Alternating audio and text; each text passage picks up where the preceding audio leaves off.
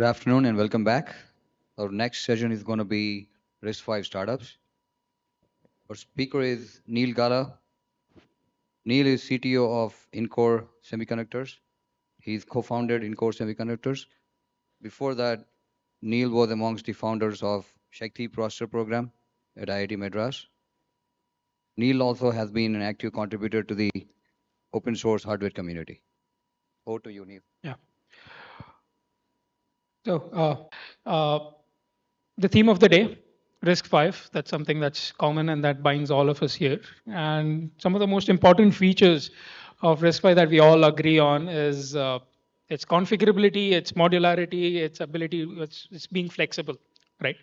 That's what gives us the free will to innovate, to mix and match, to add our own flavor to it. AI, ML, cryptos, whatever you want to be doing, you can do that with RISC-V, right? Right from IoT all the way to HPC, right? Now, taking the idea of modularity on the ISA, at Encore, we've stretched it further and we've said we also want configurability at the microarchitecture level, right? We don't want to be, so we want to mix both available at a microarchitecture level, right? So at Encore, we don't develop a single core. We in fact develop core generators, and not just one core generator, a family of different core generators, right? So today we have a two-stage core family, we have a five-stage Linux-capable core family, and so on, right? And the best part about core generators is you have a single code line, right? All your artifacts or your multiple instances, hundreds, if not thousands, can be generated from a single code line. Your maintenance is easy, right? It's a designer's paradise. But obviously, it's a nightmare for verification, right? Because as soon as you're able to generate 100 or 200 different instances from the same code line, you have to start verifying all of them, right? And you cannot be using conventional techniques of conventional verification techniques to address this problem, right? You cannot be starting from scratch and designing or verifying every single instance that comes up. Your verification strategy has to be on a generation level, has to have the same scalability that your design has imbibed, right? So at that front, we've taken a step towards that, and we've realized that conventional techniques or conventional approaches to verify process is not going to work, especially if you're banking on core generators being the new norm, right? We have to look at verification generators, and there are two major aspects to it. One is the scalability of the test harness itself, right? Different cores, different instances, different features are going to require a different set of test bench. Are you able to scale and adapt to those? And secondly, the stimulus itself, right? How do you generate smartly, more easily and fast new stimulus for the new instances that you're creating, right? So we've mostly banged on Python as our vehicle to glory, right? And we've done a lot of open source. We've picked up open source tools. We've contributed back. Core has also been the primary contributor and author of the RISC-V compatibility suite, or the compliance test, as you call it, right? All of which was based on Python, and all of which was made open source and donated by Encore today, right? So I'll be talking about some of those as part of today's talk. So three parts to verif generators. The first one, as I said, was the test harness itself, right? You want to be able to build and adapt your test benches to the new features that come in. You've got interrupt controllers, you've got Plick, you've got Click, you've got Trace, all of that adding on. Your test bench should be able to adapt it and should be able to accommodate a new reference model and be able to compare state and do lockstep verifications and so on, right?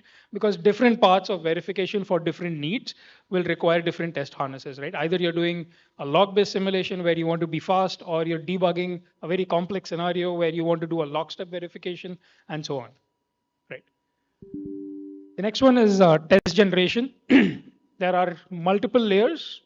ISA being modular and configurable is good for us, but it's very bad for verification because it leaves everything on the table, right? Everything that the ISA does not specify is something that the verification guys are concerned. You have to know how your DUT reacts and whether it's still a legal behavior or not, right? And that behavior has to be defined by the DUT itself, right? ISA has no mandates on those things. And finally, bringing everything under the same umbrella, we have a management framework which says if you want different test generators, if you want different test harnesses or test benches, I can make life simple by you giving me a simple API or a configuration file, and I'll go figure out what to do, right? So we have a management framework which I'll talk about towards the end. So this is a classical verification flow, right? You should have seen this multiple times in Imperis or any other RISC-V DV or design verification talk. A typical slide or a typical flow happens, right? It's the most easiest one to set up. So you start off on the left as the assembly tests. These tests can be handwritten, they are generated, or they are populated by someone else. This is a compatibility test or your random programs from Torture, whatever it is, right? It's some assembly program that you have. Then you have the compiler. This is either GCC, LLVM, or your custom SDK that you've in-house built. You use that to compile the test, build a binary, right? The binary is then sent to your DUT, which executes the particular program and the test, and you populate it to the reference model also. Now, what's the reference model? The important feature of the reference model, or the only responsibility of the reference model, is to mimic your DUT, right? And this is mimicking parts of the ISA that are specified and parts of the ISA that are free for the implementation to choose, right? This cannot simply say, oh, I'm just going to do add and I can't figure out whether it's misaligned accesses or where my trap vector is or is it aligned. It has to be able to mimic your DUT as close as possible. That's what lies there, right? And today we have good amount of open source community driven simulators. We have Sail, which is the golden model from RISC-V International. We have Spike, which is a pseudo, community accepted golden model of sorts. We have Whisper, from Western Digital that has been coming up. So all of these can be used, but each of them have a limitation on what can be configured, what cannot be configured, how much closely they can mimic a particular DUT, right? So you'll have to play around. You will have to say, oh, this feature, maybe I'm going to depend on Whisper, or for this feature, I'm going to depend on Sail, or vice versa, right? And this is something I believe, it's time. This is a problem that every RISC-V chip vendor is facing. The solution is the same, but we all want to spend time and effort in fixing it and building our own RISC-V configurable cores or simulators rather.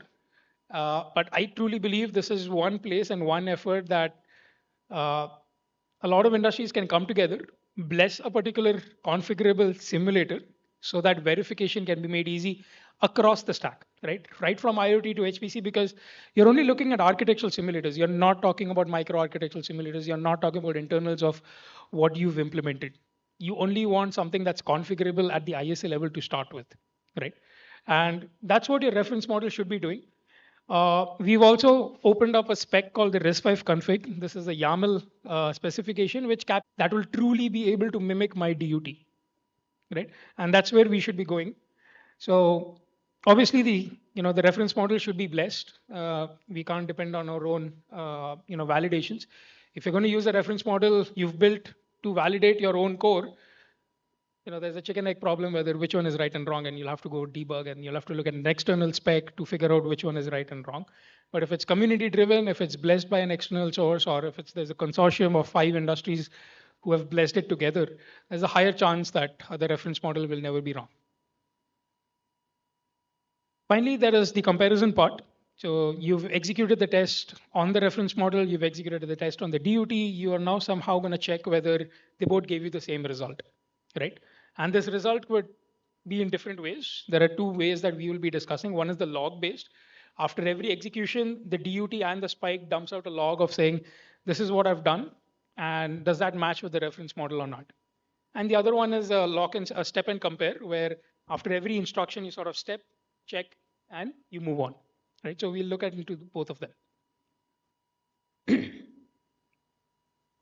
So a similar diagram as before, but as you can see, the DUT and the reference model both now generate a log, right? This log file basically captures, after every instruction, what is the architectural state change, right? What has changed? Has the register changed? Has memory changed? Has CSRs changed? Did a flag get raised? Was a trap taken? Did privilege mode change? Any artifact caused by a single instruction is captured as a line in the log. If I have 500 instructions, or if I've executed 500 instructions, I'm expecting 500 lines in the log, right? The same log is what gets created by the reference model also. And it's simple. You have 2 log files. You simply got to compare them, do a diff, and if the diff provides no differences, the test has passed. If there is a difference, then you got to go debug and figure out what's wrong with the test, or what's wrong with the DUT, or maybe your reference model is wrong. You got to go get into that whole wheel. Uh, the good parts about the setup is it's very easy. It's very simple. It's been done multiple times by multiple people, and it's very straightforward. Very minimal scripts on day one. This is probably the best setup you can get in your early days of development of a RISC-V core, right? But the cons are larger tests will generate huge logs, gigabytes of logs, and doing a diff of the logs can become a problem. You will only know if there is a bug at the end of the test, right? So if you found a bug on the second instruction, you have to wait for the entire test to pass, generate the log, which may have millions of instructions, and then figure out, oh, the second instruction went wrong, right? So it's going to debugging is a little difficult with log-based comparisons. And more importantly, there are specific types of tests which you cannot capture here. For example, debug tests or interrupt tests, right? Delay sensitive tests.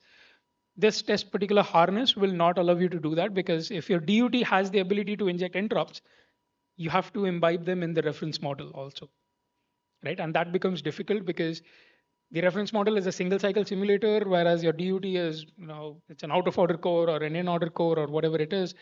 It's difficult to synchronize them unless you have a test bench which can take care of that, right? So those types of tests are not easy to be done with log-based comparison. So to address those, we have a step and compare based mechanism. Now, here what happens is in my test bench, I have the binary of the assembly program. I've instantiated my DUT, I've instantiated my reference model, and I step them through every instruction, right? So I say run, step, compare the states. Are all the registers matching? If any change in the DUT, did you see the same change in the reference model also? And if that happens, repeat. Step to the next instruction, step to the next instruction. If it fails, you then have the ability to probe, poke, figure out what happened, dump the state, uh, do whatever you want at that point, right? But you are at the point of failure, right? You have visibility of all the states, internal microarchitectural states as well, when it failed, right? So that gives you more insights when you're debugging for more complex issues. It's very good, but obviously it's slow because you got to run one instruction here, you got to run one instruction on the reference model, and then it's going to compare. And it depends on how much you want to compare. Do you want to compare only the register that changed? Do you want to compare all CSRs? Do you want to compare all memories? Do you want to do a checksum? Multiple things, multiple levels, which can give you trade-offs between visibility, confidence, and speed. Now, obvious thing is the synchronization. You want to make sure that your reference model, which is still cycle accurate, which is not a cycle accurate model, which is more of an architectural model, has to be synchronized at the same events or the same states as the DUT, right? So for example, if you see the DUT seeing an interrupt, you should somehow be able to synchronize it at the same point in program order for the reference model also, right? Now that becomes a challenge. Debug, for example, if the debugger wants to read something, you got to transfer the same packets from both sides, right? So a lot of interfaces or the uncore part that happens in the DUT will now have to be synchronized to the reference model so that the reference model mimics the behavior as closely as possible and you're still able to compare states. So that's the step and compare model that we see. So in order to build the step and compare model, what we've done is using CocoaDB. CocoaDB is an open source Python test framework. It allows you to be simulator agnostic. It allows you to write test benches in Python, and it has its own VPI, DPI calls to downlayer simulators like Verilator, VCS or Xcelium, whatever you want to call it, right? Whether it's commercial or open source, they support all of that, and you can move from one simulator to the other without affecting your test bench significantly, right? So we've been using CocoaDB and your classical UVM like setup. You have monitors, you have scoreboards, you're comparing stuff. You can do all of that with CocoaDB today. And what we did was we instantiated our DUT there, which is the RISC-V core. And at the bottom, we had Spike. This was our reference model that we've used. Now, in order to use Spike in this environment, we had to modify things. We built Spike as a shared object file rather than a binary. We wrote an API around Spike, which allows us to probe spikes, halt spike, read values out of it, read registers, read CSRs, read memory. So those entire API was built. And using Swig, this is a magic tool that I truly don't understand, but you are able to convert and use those C APIs in the Python world, right? So then in the Python world, I'm able to instantiate Spike. I have my RTL from the RV RISC-V core. I also have some uncore components. There's a debugger, there is an interrupt controller, there's a timer interrupt, all of that. And there's the sync routines in the middle, which will ensure that any event seen by the DUT is also seen by the reference model using the right API scheme. Right. So obviously Spike had to undergo a lot of changes, a lot of churns in order to be compatible to some of these events that we want Spike to match. Right. But we were able to get this going. Some parts of this setup is open source on our GitLab repositories. You can check it out with our open source core and Spike and see how it works. But the idea is when you're doing, really long tests or really complex cores, and you're not able to debug better, you want to go at the point of failure, step and compare works best. So the next equation of the whole verification generation is the test generation, right? Now I said ISA is configurable, which means there are already so many options here. I've gone ahead and added more problems by making my microarchitectural configurable. And now there are so many variables that the number of instances and corner cases are almost exponential, right?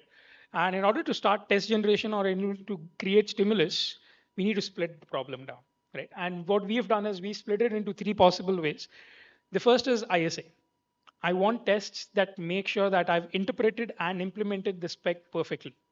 If the spec says addition means 1 plus 1 is equal to 2, I should be doing that, right? That's all I need to check. I don't care whether there's overflow, there is carry, there is no, I don't worry about those, right? Whatever the spec has mandated, have I done that correctly or not? I need stimulus to just do that, right? And that's a good smoke suite. Believe me, at the end of that particular test suite, you have almost nil confidence. You only have confidence that you've understood the spec and you've written right Verilog or right RTL, right? It does not in any way tell you that you have a much higher confidence in your code. It's just that some software will probably run successfully on your code, but there are still bugs, right? Now, in order to go a little further, we go with the random program generators. That's the second vertical. The idea here is it's a mix of ISA and microarchitecture. We want to be able to quickly, randomly, get to the quick corner cases or easy to achieve corner cases very fast, right? And we believe generating enough random tests over time would allow us to achieve that. And now there are obviously more devious corner cases that you've not thought of and which could go wrong, which is where you need to go to microarchitectural tests, things like caches or branch predictors, which maybe your random program is not strong enough to generate those sequences. You got to handwrite them or you got to generate those tests specifically for your microarchitecture, right? So we've broken down the whole test generation problem at 3 layers. We've said we want to attack the ISA layer, we want to attack random tests so that I run these random tests on a nightly basis, right? And microarchitecture tests that whenever there's a change in my microarchitecture, I make sure I run all these tests plus one if I need to add a new feature there, right? And each of them takes a lot different set of times to build. ISAs are easy because you know the instructions, you know the specification, it's well known. Randoms are slightly more difficult because you got to figure out based on your microarchitecture and ISA, what are the pseudo-random constraints that you want to provide. And finally, microarchitecture is obviously the longest time to build those tests because you got to understand the microarchitecture, the design philosophy before you can actually attack it. So we've done some work in all of these verticals in the open source domain, and I'm going to talk about one of each that we've done. To start with the ISA compliance, 2 years back, Encore has donated its compliance suite. We built something internally. And today, if you go to RISC-V or RISC-V ARC test repositories of RISC-V, you will see the actual test suites that we've donated and generated, which are now available. And they're basically the gatekeepers for RISC-V branding today, right? If you want to use the RISC-V brand, you'll have to pass those test suites, right? Now, how did we create those test suites? Those are not handwritten. They were generated using a tool called CTG. It stands for Compatibility Test Generator. What we've done is this is more of a coverage-driven test generation mechanism. Internally, CTG uses a Python constraint solver.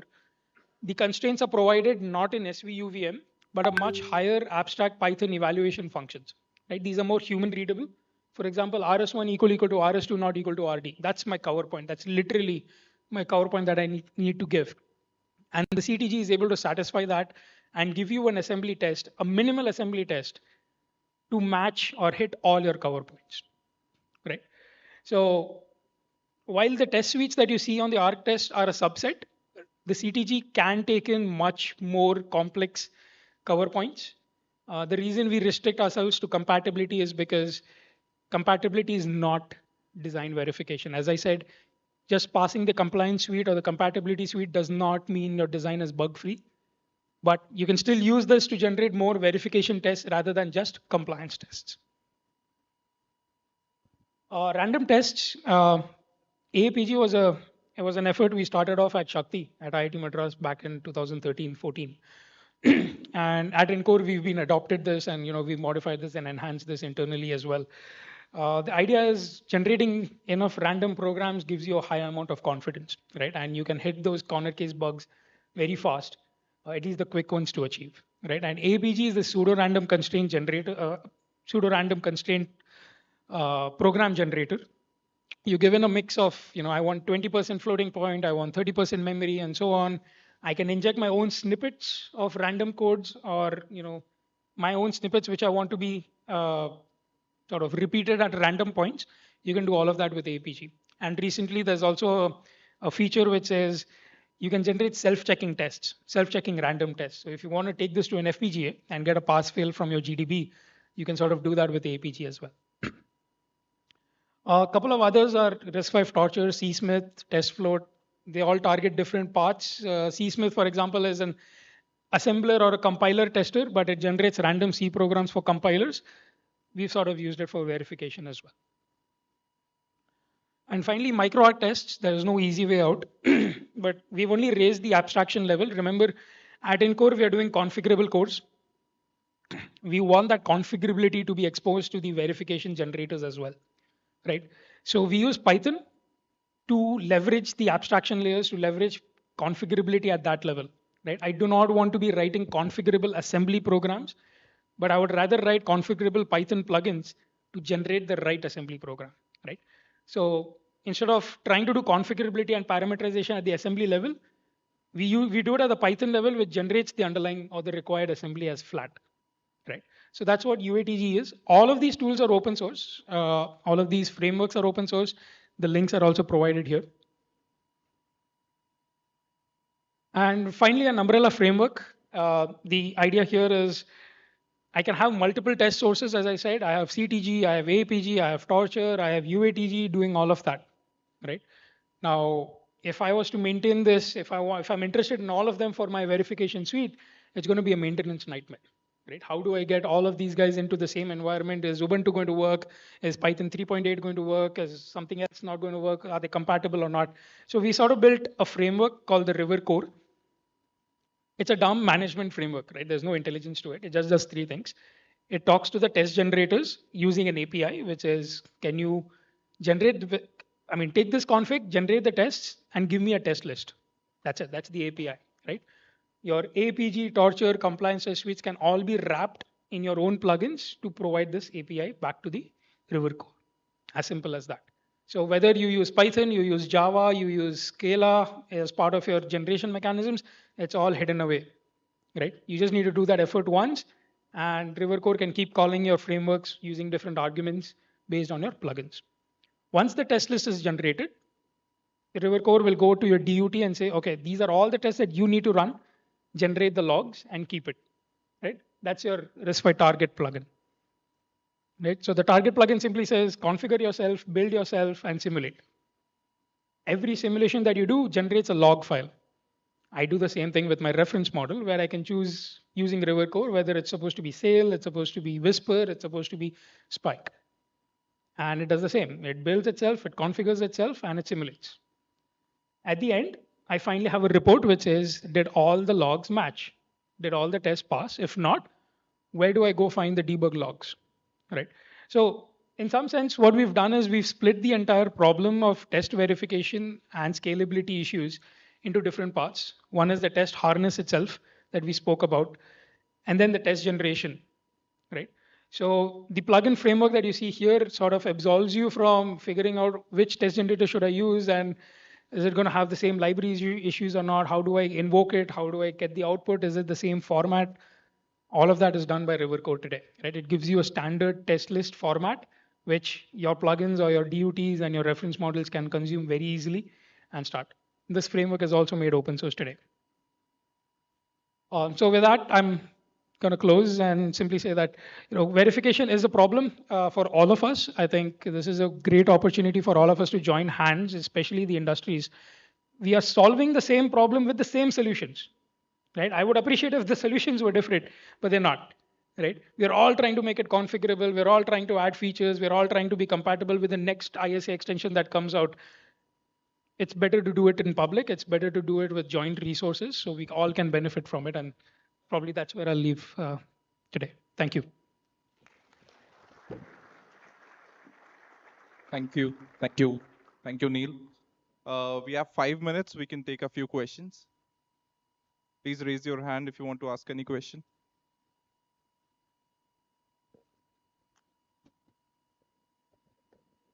So, do you do conventional ways of like writing unit level test benches and then monitor scoreboards and then use it at the top level? Is that the strategy, or is it only like the top level that you mentioned where you do compliance and random? So yeah, so the strategy that I mentioned is at the program level, right? So obviously, as your conventional digital design techniques, we do internal tests for each module and stuff, but they have different schemes. But typically, this is what our suite looks like when we are interfacing with the customer, the collaterals that we give, right? That's the typical suite generation mechanism that we would like to do. Yeah.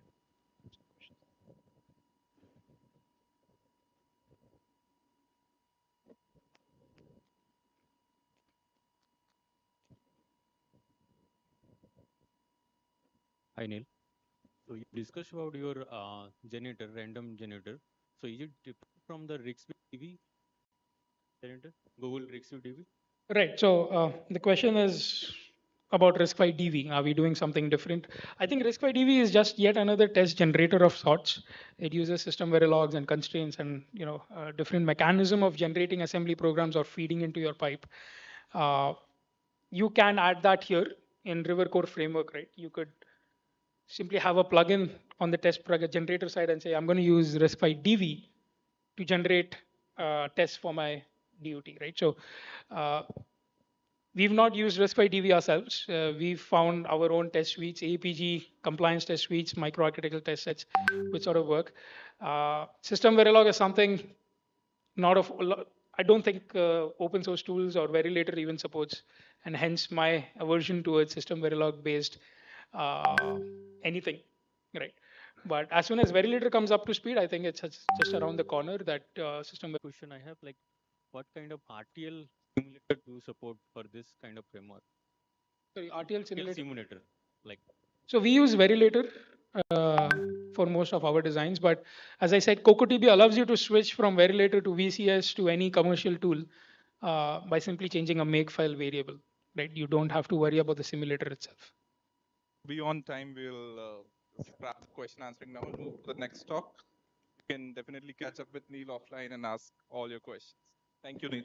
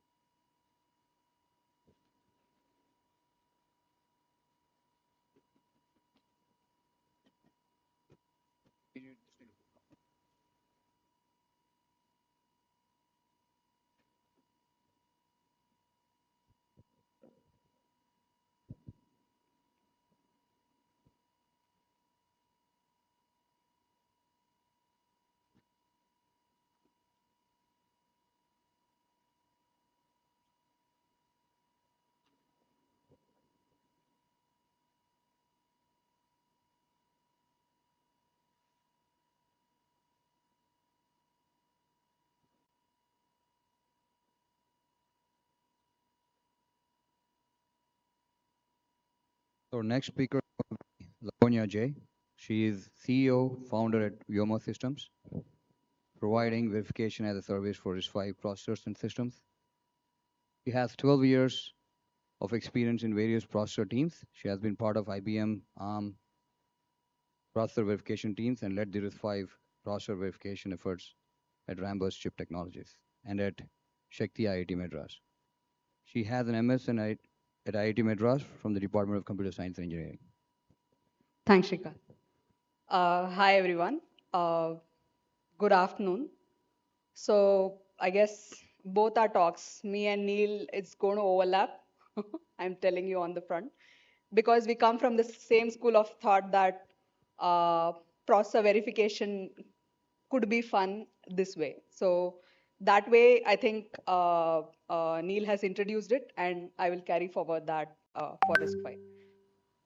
So my today's talk is about how to maintain the RISC-V quality. So we have seen how RISC-V verification is done in the previous talk.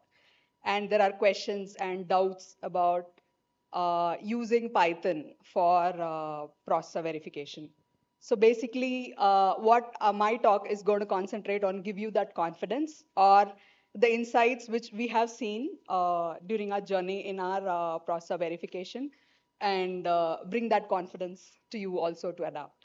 So the talk is for RISC-V, maintaining the RISC-V design quality with the Python ecosystem. And I am from Yoma Systems, where we provide the platform to verify this in the cloud. A bit of introduction of Yoma Systems. So it's a startup coming out of IIT Madras Shakti efforts. There we have a class of processors in order, out of order, targeting different application domains, IoT. In that, I have spent around past 5 years in leading the verification efforts there. And with the industry experience, I try to put that and apply it in an open source environment like RISC-V. It massively failed. So that's where the start of Vyoma began, where we want to think of an alternate methodology. The thing that happened with RISC-V for the architecture world, we want to bring that same kind of openness, collaborativeness, community-driven efforts for verification. Especially, we want to start off with processor verification because we are all new here. It has been dominated by proprietary ISAs, proprietary tools, proprietary software, and of course, proprietary verification. Once designs have become open source, architecture has become open source, I'm here to claim that we have to also have a framework where we can openly collaborate on the verification efforts too. I guess that's what Neil's ask is. So how we do that is what we want to bring about in this talk. We are incubated at IITM, and we are also part of the Digital India RISC-V efforts handled by METI. So the agenda is what do RISC-V design companies need in their business, and what role does verification play at this moment for their success. And I will introduce what happened in Shakti verification efforts and how Vyoma tools were used there for processor verification. Along with that, bring in the introduction of uh, how Python was used to verify those processors, and a brief intro to the product that we offer. So any RISC-V business, I guess, will have these three main things in their mind to make it their effort a success. One is the quality of the products that they are delivering to their customers, the quality that brings in the reputation, especially for RISC-V startups, where our first design win is going to dictate our future funding prospects.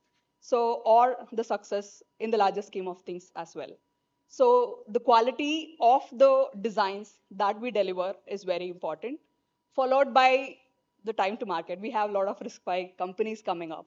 So what does it mean, like to time yourself so that you maintain the quality, but also come in certain way that you can provide your specialization.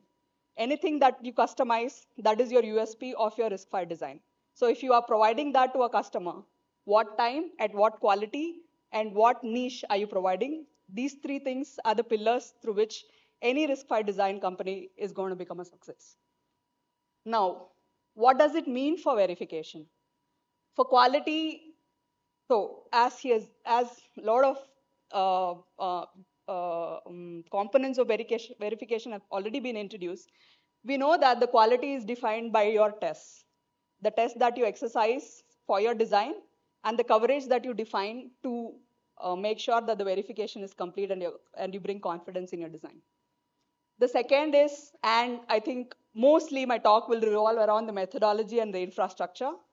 So when we shift from proprietary ISA to an open source ecosystem where collaboration is important, there is a need for a change in methodology as well as the infrastructure. We cannot keep doing the same things in verification and make RISC-V a success. Yes, it's a comfort level. That's what we have known. But what if we see software people having all the fun with all the cloud infrastructure, all the other infrastructures that they have built over the years? So what if we can leverage all those for hardware verification? And what if that brings in a larger success for the quality, time to market, and customization of your RISC-V designs? So that is the premise at which Vyoma is driving RISC-V verification. And we also provide verification IPs for companies who do verification in this aspect. I am going to talk about how RISC-V verification is done using a Shakti RISC-V processor. This is an in-order processor. And as we know, we have three abstraction levels of verification. We do block level verification either at the processor level or at the inter processor level. So where we use UVM methodology. Traditionally, we use system Verilog and the license compilers to do that verification. We are going to present how we do that using Python and how we do not compromise on the quality of verification by using Python for this verification. More importantly, we will concentrate on the processor level verification where we provide the confidence of having a bug-free design with the infrastructure that we have. Great. I think it's a nice color, I guess. So let me continue. So this we have seen, right? So there is test generation. These are the different components that we use for verification, process verification. We all know it. We send the test to the design under test. We send it to the reference model. We compare the process state, and pass or fail defines our exercising. In this, the one thing that we changed is surrounding the RISC-V design with CocoDB libraries so that it's open source, and also the Verilator, which is an open source simulator, so that we can hook onto the design and develop our UVM-based Python test bench.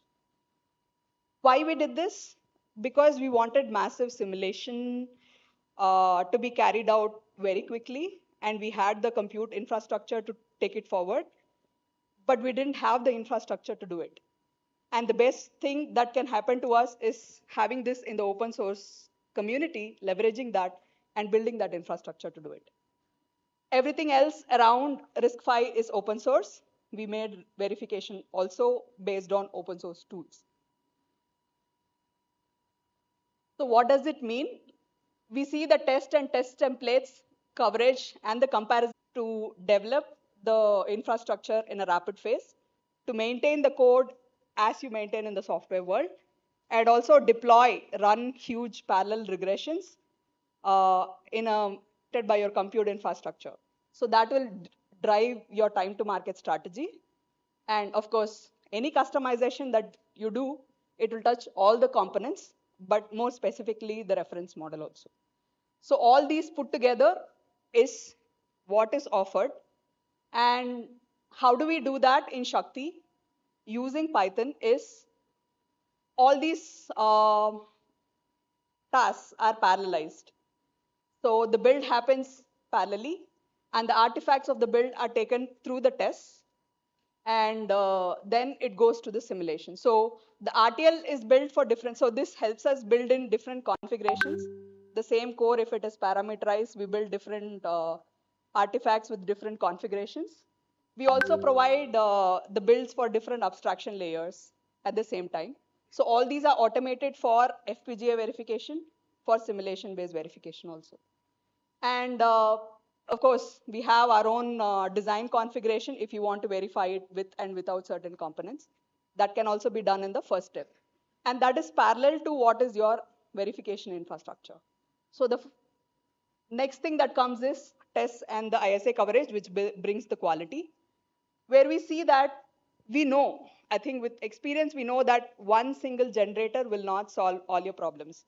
We have test development that is happening in RISC-V assembly that will cover all your corner cases. There are random generators that is available in the open source, in the RISC-V community, maintained by different people. But what we have seen is certain generators capture bugs faster.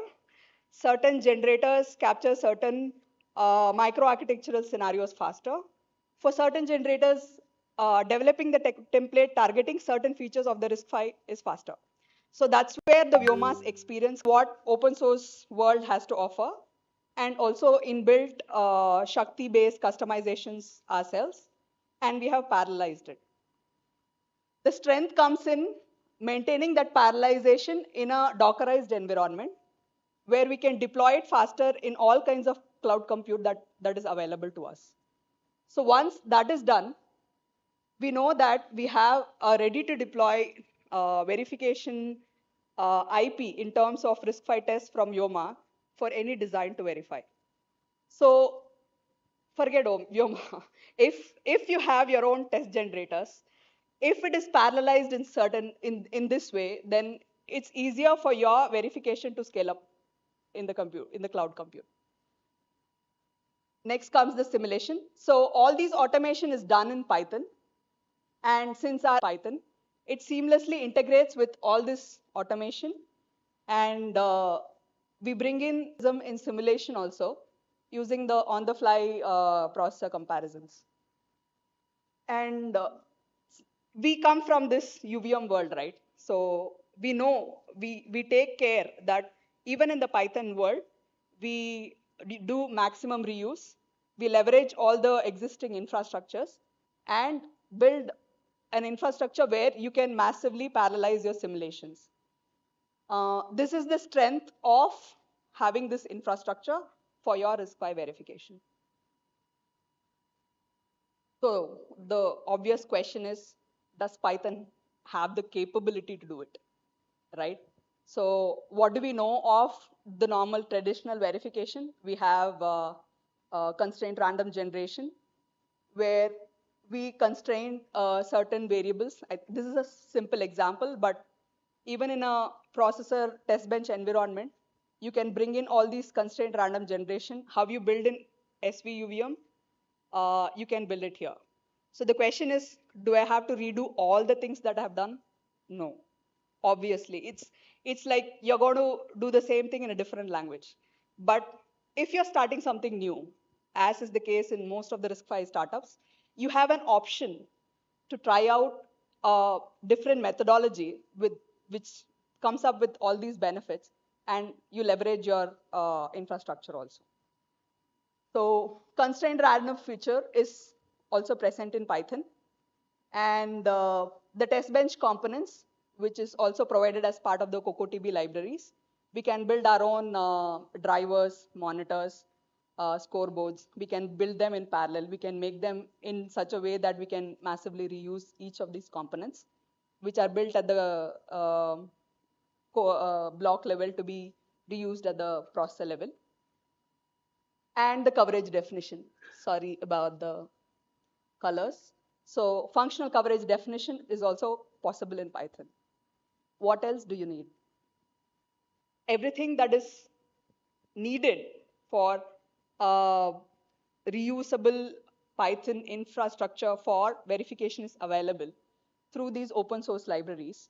And this is where we bring in the ground realities.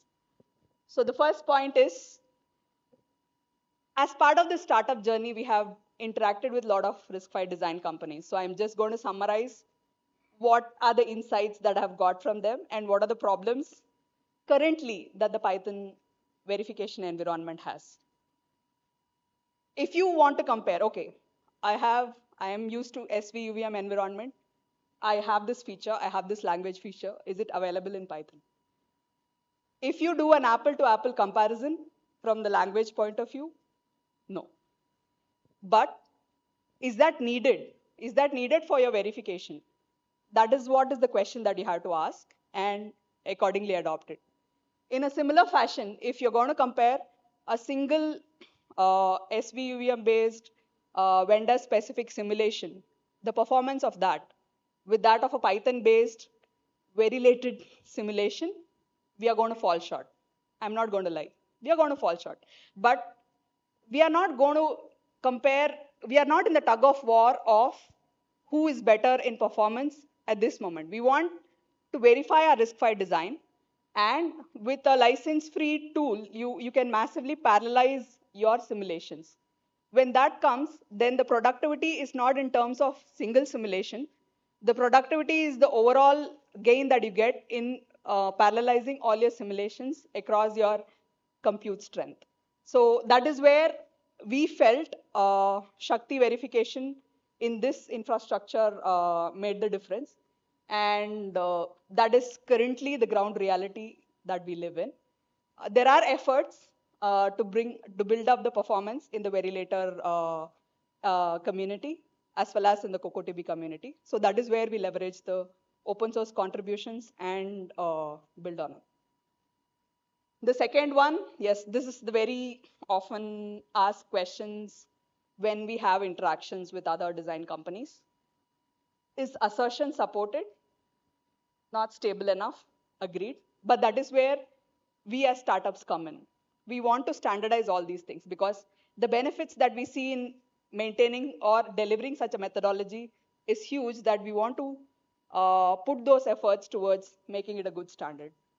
And the test bench capabilities, like your test bench variables, is it available in waveforms? No, not yet. So these are the ground realities, but these are the interesting problems that Vyoma is targeting to solving, so that we can provide a highly stable alternative to processor verification. Can handle complexity. I think this came up with my discussion with Divya. So basically, yes, we have in Shakti, we have in order cores, out of order cores, but the kind of massive parallelism or the kind of infrastructure that a high performance core like 10 Torrents is developing, maybe we are not there yet. But again, that is where we want to build that community of RISC-V people, where you bring out the problems of the infrastructure and give out so that we can work on it and give the solutions for that. So that's still a question mark. We didn't see it, but I think a lot of people who have used that infrastructure has seen it. So it's good. It's a good problem to solve to take it forward. Finally, the benefits. Uh, yes, open source has its own troubles. It has its own benefits. We have seen the success of RISC-V with an open source community success. So we just want to apply that same intention for verification so that we can bring that kind of leverage in verification also. And it has a huge ecosystem, as we all know that it has a huge ecosystem which can be used in our reference model building, in our bringing in learning techniques for automating the test generations. A lot of things, a lot of innovation can happen. So that is the main strength of shifting towards an alternate methodology, which the whole world is using, which the younger generation or the next generation is most comfortable using, so that we can bring in innovation back into verification in this infrastructure and try to solve all the complex problems that is there in verifying the domain-specific architectures, the highly scalable RISC-V cores. So this is where we find the strength in and motivation for us to develop such tools. And of course, with the parallelism and with the infrastructure that we provide, we feel that As a company, as a RISC-V design company, there will be productivity increase in verification ramp up, engineers ramp up, tool maintenance, code maintenance. We hope that we have found it easier, and we hope that that will get replicated in all the other companies which adopt such methodology. We, as I said, we bring in the software world's jargon of, we call this a verif DevOps. Development is there, the regression environment is there, and this Python-based methodology brings in that to the RISC-V world. Lastly, so this is the tag that we try to convince. We are all startups. We are building a lot of things around RISC-V, and which we are going to take it forward with the next generation. And this is something that our next generation requires. To have that openness, the community-based skill development, because we know we have our own problem. As Neel rightly said, we all face the same problems. Why not have a single solution that RISC-V gave it to us in the architecture world? Why not bring that same kind of interest and methodology in verification so that we can collaboratively solve all the problems? And being this Python being the of the next generation, we feel that this methodology will be the verification of the future. Lastly, a brief intro on our tool. We provide the whole methodology as a DevOps environment. The main value add will be an already developed test infrastructure in terms of templates, the coverage definitions, all those things already ready to be available and deployed for your designs. And it will be a scalable infrastructure where you can leverage the cloud and build in your massive parallelism. Just some screenshots. We are very early stage startup, so we are building this to be more user friendly as we go on. And this is the team that we are currently working. We have a good number of interns who collaborate with us and then do it, but we are currently a small company under the guidance of Professor Kamakot. Thank you.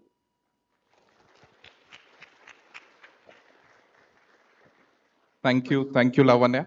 We can take a few questions. Yes.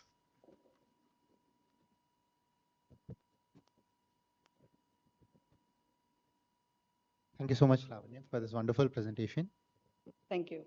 One question is that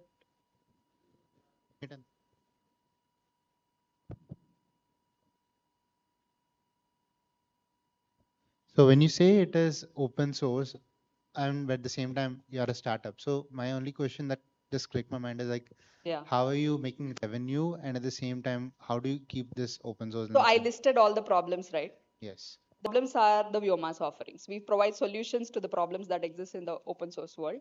We provide it as a subscription-based tool with the solutions, with our infrastructure delivered to it. It is based on open source, but we solve all those EDA problems and then deliver it. Okay, so it's like you have certain closed source part to it. Yes, yes. It is not necessary to use it also. You can start developing with the open source also. Yeah. Hi. So the question I have is, we are saying the verification is open source, Right. but once it goes into an organization, right, and we have some FFT instructions or a matrix multiplication instruction, right, we have our own internal states management and all that. right, It no longer is open source. We don't Right. want to give away whatever is developed internally right, on that open source environment. right. So No, you don't need to give out your tool. That's where we are building the cloud infrastructure. The EDA is based on open source tools. You're using the open source tool to verify the banking system with their proprietorship has gone to cloud and have imported. is there any version control where you release first version of IP verification suite and we verification is developed by you. The IP that you develop, the verification is developed by you. This is the verification EDA that supports your verification. Thanks. One light-hearted comment is, do you integrate ChatGPT also? I'm sorry. Can you integrate ChatGPT also with your That's cloud? what, right? Now possibilities are immense. So Hello? Yeah. See, I wanted to understand if we were doing a chip, right? How does it integrate into the traditional development flow? Does it integrate, or It does. So that's where can I Vyoma. run a UVM plus your I have few together? friends. I have few friends in this group whom I have talked. So I personally don't integrate SVUVM and Python, but I have friends in the group who have done it. So there is a possibility to integrate the CocoDB environment with the SVUVM environment if you have already developed it. And I hope that is the question. Yeah, exactly. Yeah. Because see, when you're doing an industry chip, right, you're Yeah. definitely not just going to do RISC, right? You'll have, Yes. I mean, you'll have a open source plus industry standard tools Yeah. which have to kind of come in and play together. Yeah. At this moment, the integration is the solution. As I said, if it's a verification community where people can openly contribute, that integration would become open source. But the interesting part is also. So that's where we are interested in solving those things. What does it mean and can it be done? But current solutions, has anybody Current used? solutions don't have it, but there is a possible way to integrate SV environment with the CocoDB environment. Thank you. Hello, ma'am. How are you including a UVM convention in a Python, which is already available in the system Verilog? So how are you including for the Python things? UVM convention. CocoDB is an open source library that provides those infrastructure, but I am not sure I understand the question correctly. Actually, coverage the test patterns and Yeah. UVM things. So Right. that's Whatever you do in SV, it's just a language, right? Yeah. And UVM is the package. Okay. So both the things are available in the Python world. So you have that verification mentality in head. The language and the other capabilities are provided by Python. Thank you, ma'am. We'll wrap up the questions now, and Sure. you can definitely chat with Lavanya offline. Thank you. And we'll move to the next speaker. Thank you, Lavanya. Thanks.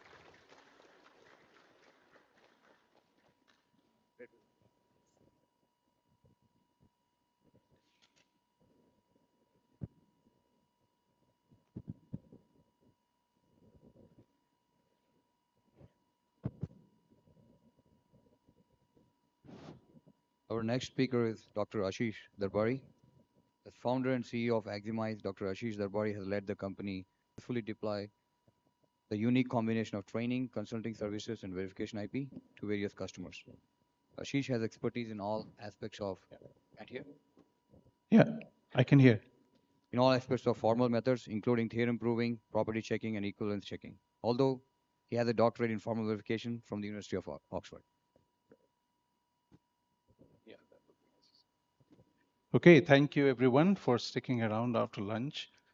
Okay, so Neel gave an excellent talk, and Lavanya told you to do UVM and test benches, and I'm now going to tell you to not do any UVM, don't do any test case generation, forget everything you have ever learned about test generation, and do formal.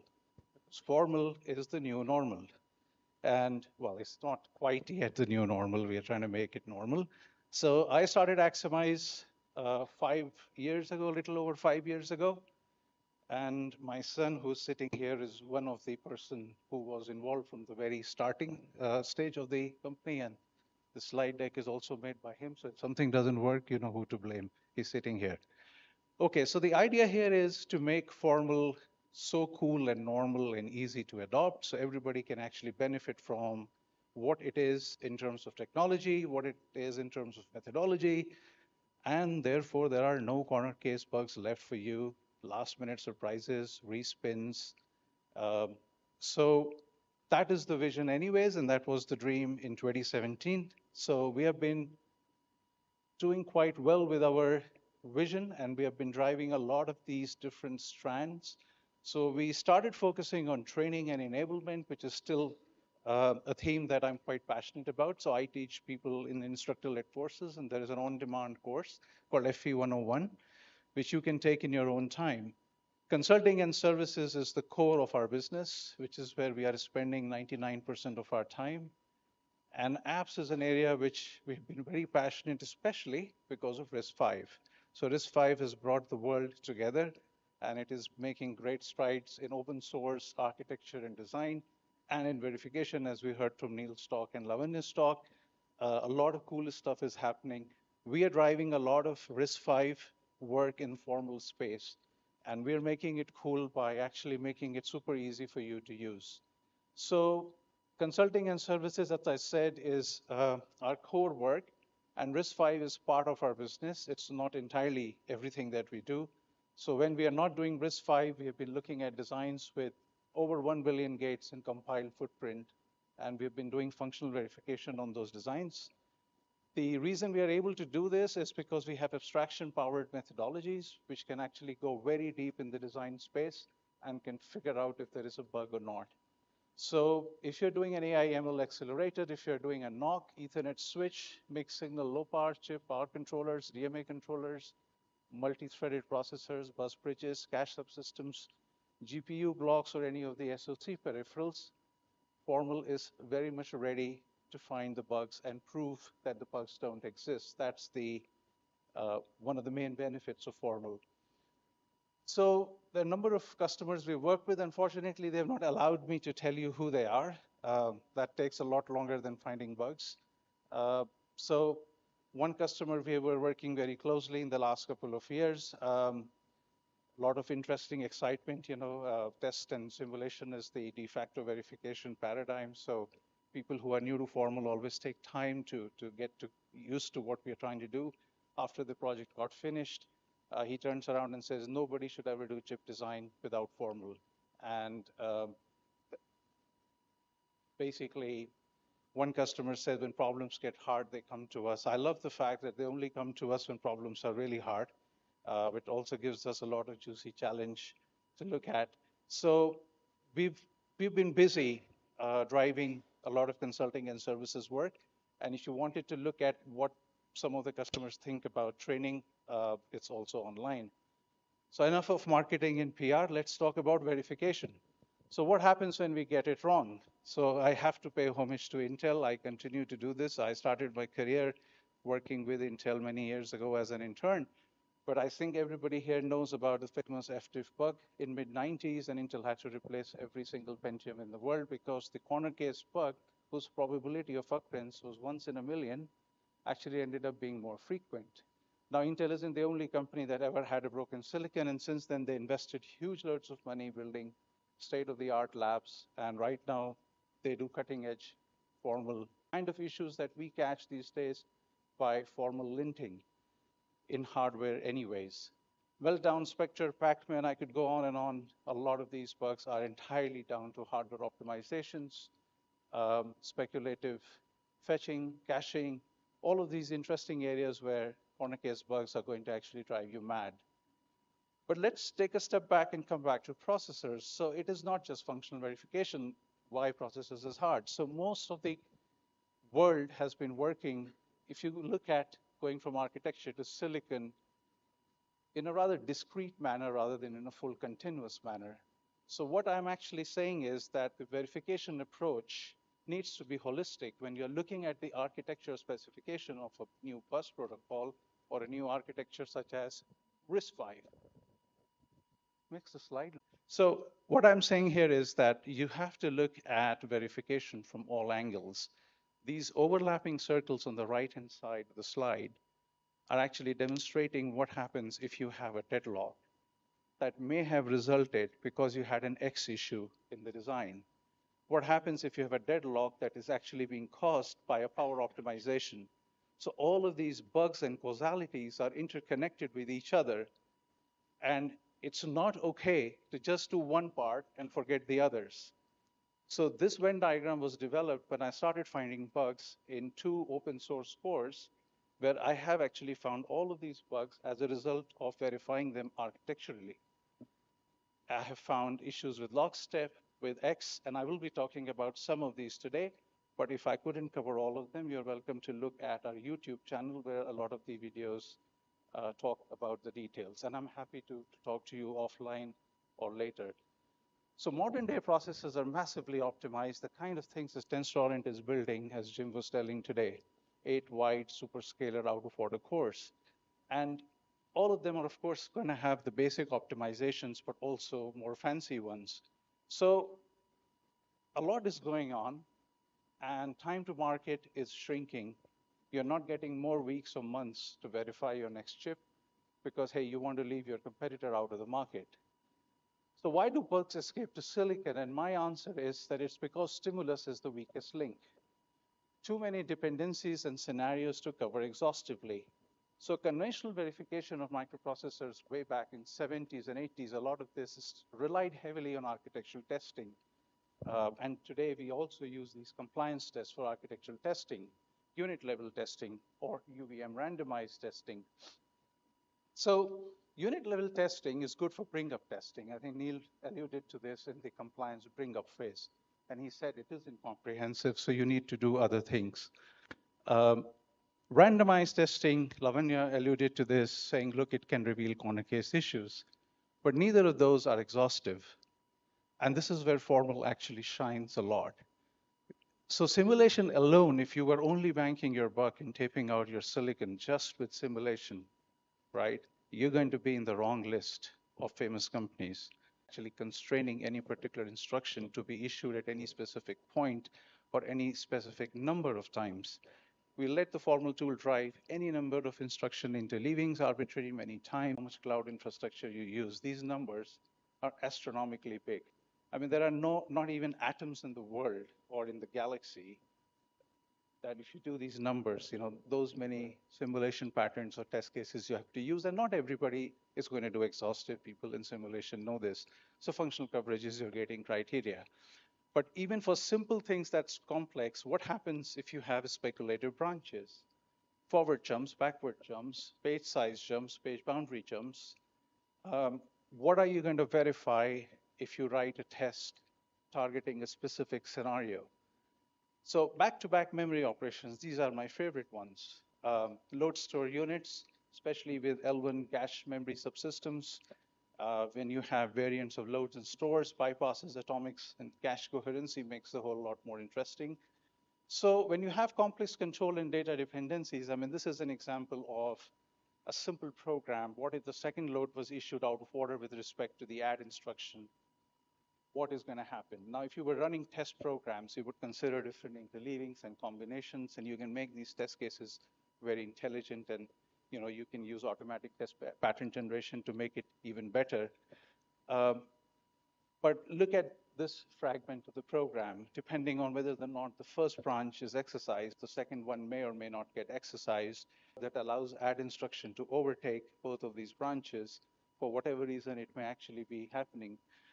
You're going to get unpredictable results.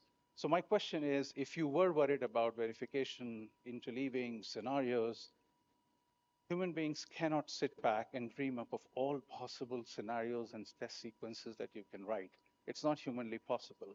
And that is why I was saying that you have to think a little different. So memory model, this is another favorite topic of mine, memory consistency. So this is a higher order logic maths looking axiom, which is one of the axioms from the RISC-V weak memory model specification. And I'm not asking you to go and learn Hall to be able to say something quite trivial, which is that if you do multiple stores followed by a load, then the load should actually pick up the last value of the store.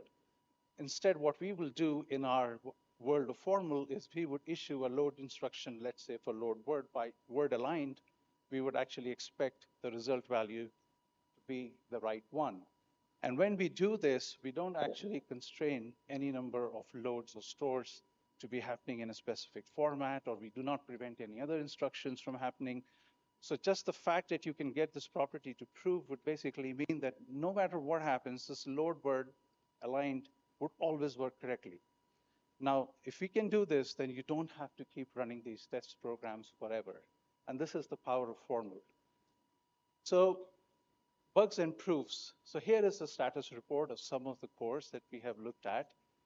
We have more in the pipeline, but we're not ready to share this information. You will notice that some of these, IBEX 0 RISC-V and CV32 E40P, were verified by simulation, and CV32 E40P from Open Hardware was verified by formal and simulation. what is most interesting is, I mean, I'm not getting surprised when we pick up bugs in designs that were previously verified by simulation for the reasons I described. But what surprised me most was this WAR5, because this was previously verified using the RISC-V formal open, and I wasn't expecting to see any bugs. And I'll give you the long story short message that these bugs were missed because there is a bug in the RISC-V formal test bench. And when the designer was looking to build his design, he trusts the verification guy so much. So he basically copied what was in the RISC-V formal model into the design. And they were both incorrect in the same way. So all of these have been recorded on GitHub, and you can go and look at it. I'll tell you briefly the details. What we're really saying is that we have built this app called Formalizer, and it verifies the processor core for 64-bit, 32-bit. And you are not limited only to look at the core itself. You can actually go all the way to the full memory subsystem integration via your protocols. So we could type protocol checker, and we could help you find bugs in your AXI implementation or the core or the memory subsystem. So let's take a look at some of the bugs that we've picked up. So this is the most simple one. This is in zero RISC-V. Zero RISC-V was already in silicon at the time I picked it up. And this is the load instruction, the property that I showed you earlier. We can't actually get that to work correctly on zero RISC-V, and that's simply because by accident, they left a custom instruction reg load code sitting right underneath the load case statement. So as a result, the muxes were behaving incorrectly, and the load from memory instruction just wouldn't work correctly. And you can see it's only a 4-5 cycle trace. Now, this is a very interesting. After I had finished working on zero RISC-V, the developers at Low Risk in Cambridge asked me to look at IBEX because they said they have literally just changed the regular expression namespace change, and zero RISC-V is now called IBEX. Do you mind running your app again? So I said, yeah, sure. I started the app and went and started to boil the water in the kettle to have some tea. By the time the water was boiled, I had all of these bugs coming back in the Jasper Gold tool that I was running at the time. And it was a little surprising, and because, he just said it was a regular expression change of namespace. But they were working on this design. They were working on the control unit, and there was a real issue going on there. And the issue is that if you look at the bottom part of the slide, then you have the controller FSM state being in decoded state, and a debug request instruction arrives. And if that was to happen, then actually all big deal. The design was under development, so you would expect designs to have bugs. The big deal is that this design was a delta from the other design where this bug doesn't exist. And when I actually found the bug, I found the reason for the bug, and it says we have to work on this FSM again and so on. The big deal is it takes 30 seconds to find this. And not just this, but in addition, prove that this behavior would only ever manifest if the controller FSM was in decoded state. So I kept digging, and in formal, I was able to prove that if the FSM states were either reset, boot set, or first fetch, the processor would continue to work correctly. So coming up with this kind of weird scenario thinking to see what if this was to happen along with 100 other variables and timing is not easy. So that's why I'm saying do more formal. So this is an interesting one. This is CV32E40P. So what is happening here is we have got an e-break instruction that's been issued for debug reason. What has happened is that there is a preceding store so by the way, the effect of the e-break is to make changes to the MCOS register. What has in fact happened is that the pending store, which is this instruction, is blocking the execution of e-break. So e-break is a privileged instruction. It should not be blocked by any user instruction. And the reason store is blocking it because I have blocked the return valid from memory deliberately as part of doing some understanding security type analysis of this core. So incidentally, it is only the load and the store instructions that would cause the e-brake to be blocked. No other instruction would be able to do so. So I maintain that this is an issue, although the designer disagrees. We have carried out an extensive security analysis on a number of processors using what is called a CVSS score mechanism. And there's a DAC paper which you can go and look at. So we are able to characterize the intensity of these issues through vulnerability scores. So this is WAR 5. The jump and link instruction doesn't raise trap. BLTU doesn't raise trap either. AUIPC, so this is a brilliant intern I had from Bangalore. She worked with me for 6 weeks. And she was able to use the app to find all these failures. So the div instruction doesn't work correctly. So I wasn't getting surprised anymore because we were seeing patterns. So this is a slightly newer development because we started looking at open source AXI protocol implementations in hardware. So this is a bug that we filed very recently. There is a deadlock in the Perl platform AXI implementation. And I think they have acknowledged this to be a bug and have assigned it for investigation. And what's happening here is that if the AW and W channels are busy, for whatever reason, for example, you may have a stream of continuous writes going on, then AR valid will wait forever for its AR ready. And there's no way to perform a read if the writes have a priority over read. Just happened to be the case. So this is what this waveform is showing, that AR ready can't actually go high. This is another interesting one where the basic AXI protocol on B valid and B response is not behaving correctly. The portion in the red is showing that the thing is changing. The yellow section shows that on the master side it is working correctly, but on the slave side it is. Presumably this has been going through some verification, I would imagine, but just bolting our system verilog assertions onto a protocol checker and running them in formal would pick these up in a matter of seconds. So we have been able to prove that a lot of the other AXI protocol features do work correctly all the time on the Perl platform. So it's quite a nicely designed IP in my point of view, other than these two. Let's take a look at a memory subsystem. So this is a more interesting one, right? This is the kind of stuff that will get me up from bed in the night and get me going. So here is an example illustration. A processor is sending data to the memory. You have an MMU, you have a cache, and you have a way of tracking your cache misses in a miss buffer. So the usual behavior that you expect, that if the data isn't available in the cache, you would expect to get it from the memory, update the cache correctly. Line validation, invalidation would be working as you would expect. This is a bypass store, so it bypasses the caches and goes directly to the memory. So what is happening here is you have a load word, and this waveform shows it's all to the same address. You have a load word 8, it misses in the cache, and the request is sent out to the main memory where the value D1 is sitting, and the miss buffer now has an entry for load word.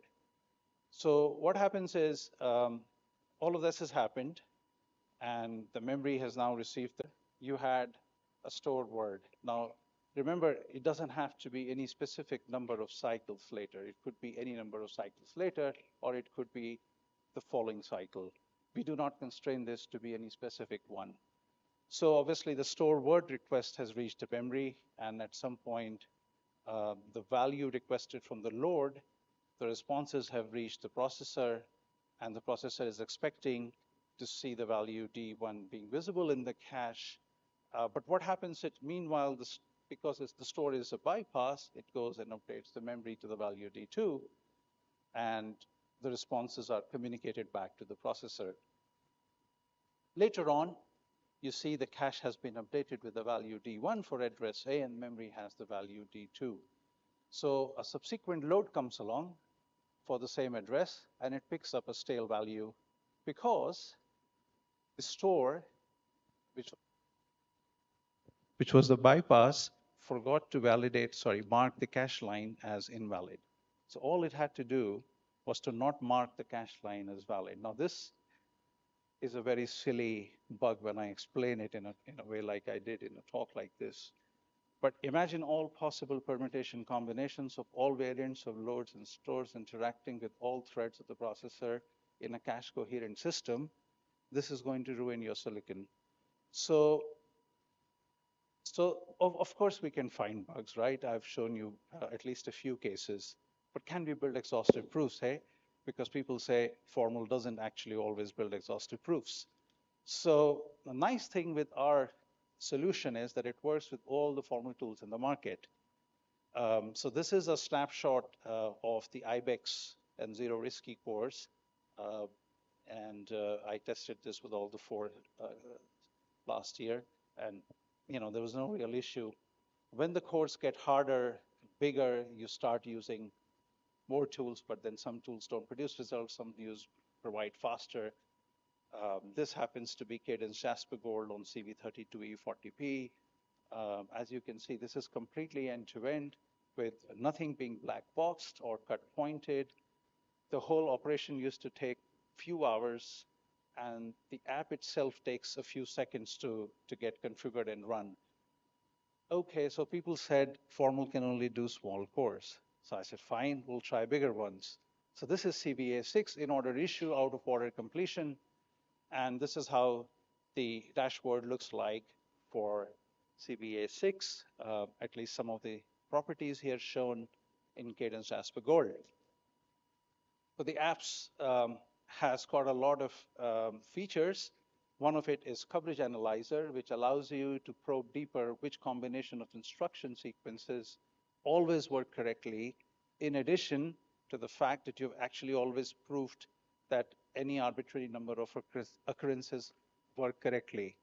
We also built a debug tool called iRadar, which allows you to save ginormous amount of time not having to manually debug anything.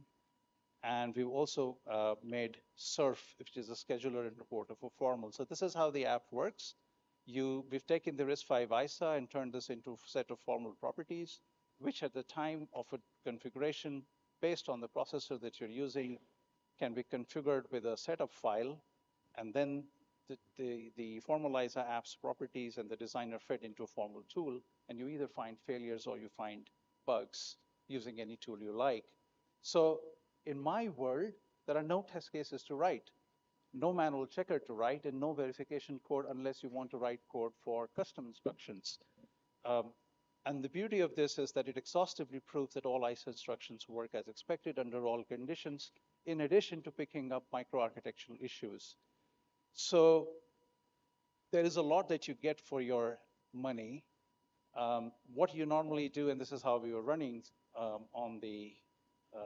during the CV32E40P work, is every time the design would change, we'll grab the new design and come up and drive the app, and off it comes. I really didn't have to do any other thing.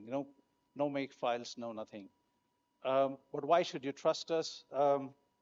Today, I would like you to look at this slide and take me for my word, but don't take me for my word if you like, and please challenge me offline or later. I will be happy. We do a number of things to actually establish that we haven't done a bad job at missing the bugs. So we start from the processor coverage. We look at assertion coverage metrics. And there's a very detailed video on YouTube that explains these in more detail. So you're welcome to take a look.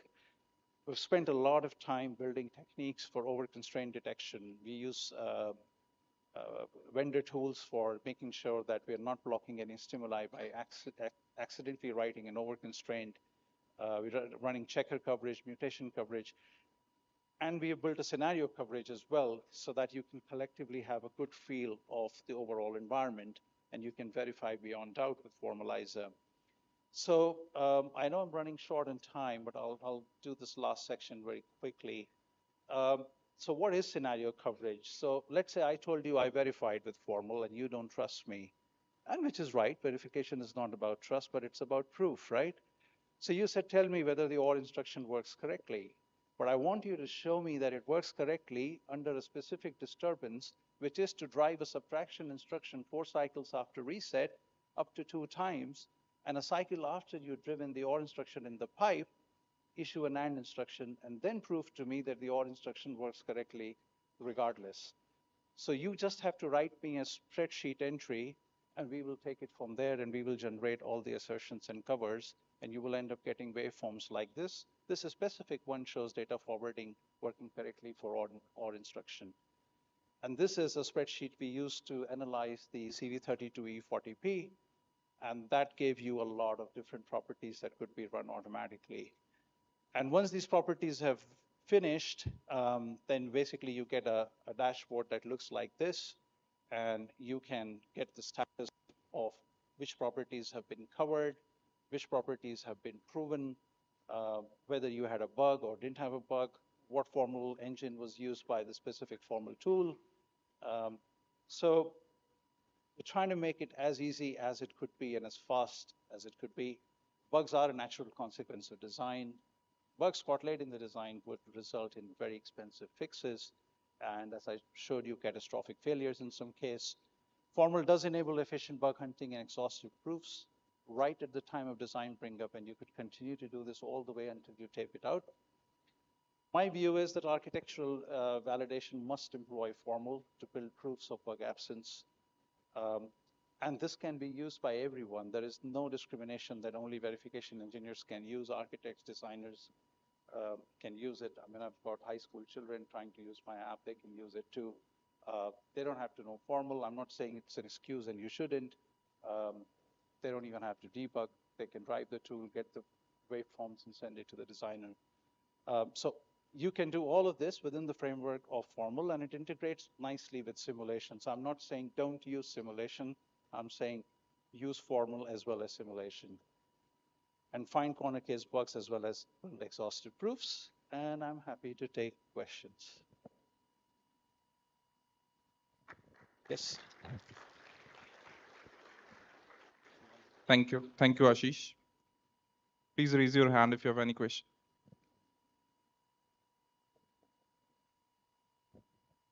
Thank you so much for the talk. Just one question I had. When you say have formal verification, it's good in the pre-silicon phase, but let's say once the chip comes out, you have to validate the chip. So is there any scope in which you are able to generate the test cases? Because there's a concept called portable stimulus, which is the opposite of formal, where it generates more cases than the counter examples. Yes. So I understood the question. The question is whether we can actually do post-silicon type analysis or at an SOC where we may not know exactly what this test case may be, and portable stimulus allows you to come up with test cases. So formal is test-free. What does it mean? It means that human beings don't have to write a program to generate a specific combinations of sequences. So in the case that you are referring to, what we would write is a property, which should be an assert or a cover, and we would let the formal tool drive it to either prove that the bug exists and then prove that it doesn't once it's fixed, or it shows you a specific trend, see a precise combination of signal values. So actually, there is no problem with formal going into post-silicon. Actually, as we speak, we have been helping some of our customers do exactly that. They have had bugs in post-silicon. Unfortunately, they were missed. We went back and wrote some test cases for them, and they were able to A, prove that they exist, and B, prove that the fix is done. To think about formal, you really have to come out of the test mindset. And this is why it is hard for people to do this transition, given how many people use test and simulation. It is very hard. And when I teach people in my training programs, the people who take the longest to learn formal are the ones with the most UVM experience. So the first 2 days is unlearn everything and then come back to this. So I say, forget everything you've learned for 2 days, believe me, and then you can come back and bring your knowledge back. So yeah, there's no manual test cases to write, right? So this is the biggest win for formal other than exhaustive proofs. Convinced, not convinced? I'm convinced, just that I just want to know, I mean, how do you test the chip once it is taped out? So once it's taped out, well, what we test is Verilog or VHDL. So I'm assuming that still exists, so we can compile it and then run the. So everything I talked about is at RTL level. It can also be done at gate level, but there are not many commercial tools that allow you to do gate level. I think there are some proprietary ones, but not open tools.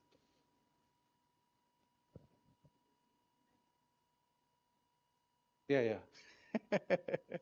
Sure, let me walk around. You don't want to? Okay.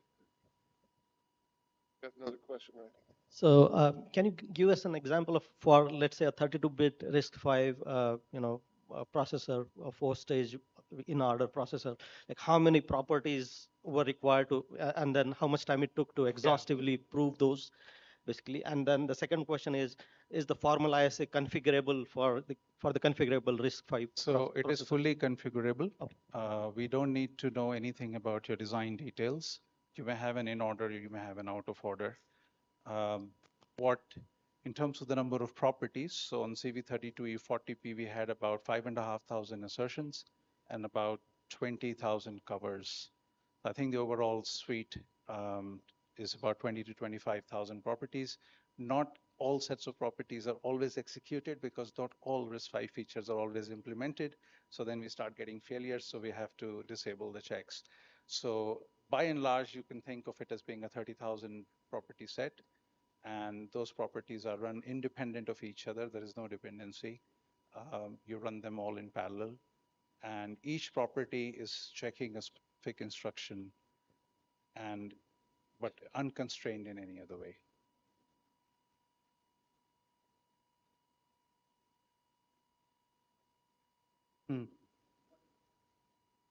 Sorry, I forgot to mention the time. So on CV32E40P, it was 2.5 hours from start to finish, using 4 licenses on a machine with 256 gigs of RAM.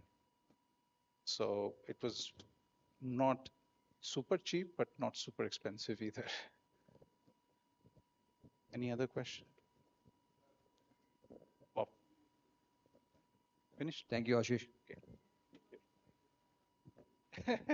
Avi, you want to come on stage?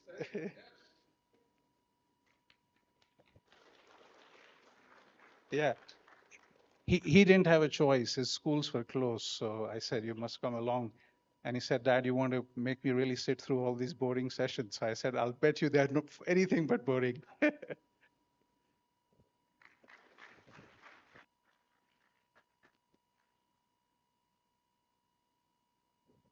Great job. I tried to get him to ask you a question, but I wasn't successful.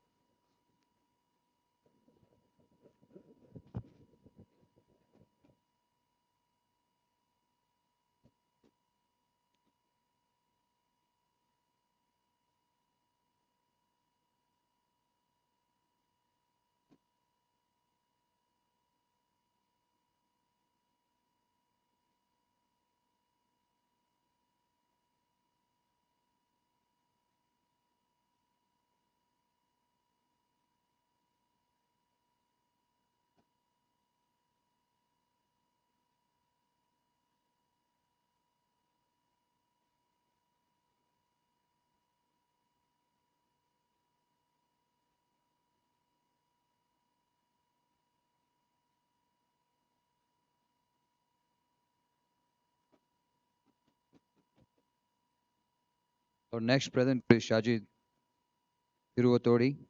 He is the CTO of Valtrix Systems. He has about 20 years of experience in development of system software and tools for processor verification and modeling, spanning across companies such as IBM Software Labs and ARM. He holds a degree in computer science from BIET Davangere and has published several papers related to verification of ARM and RISC-V microprocessors. Okay, right in time.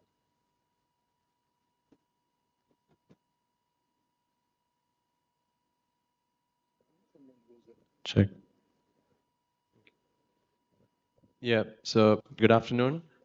It was good to hear all the previous sessions, and I think some of the topics that we've planned to discuss have been already covered. What I want to say is I think a lot of people vouched for different verification strategies, And I think you should have a combination of all to get the best results. So we're basically an EDA startup in Bangalore, and we have a sales office in Shanghai. We are developing a product called Sting, which is extensively used by many CPU designers for doing functional coverage. It's a software-driven portable stimulus generator across all DUT environments that that which is used for CPU development.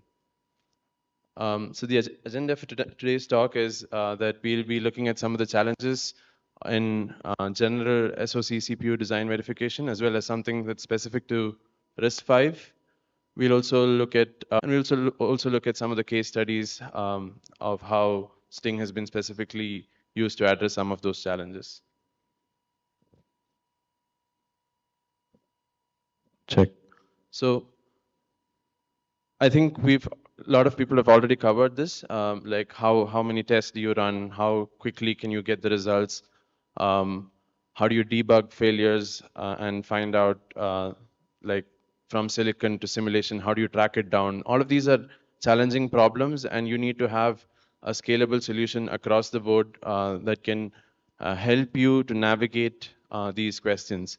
And that's where Sting comes in, and how it can be easily ported across different environments, and how we can tweak it for the different configurations that RISC-V or the ISA supports.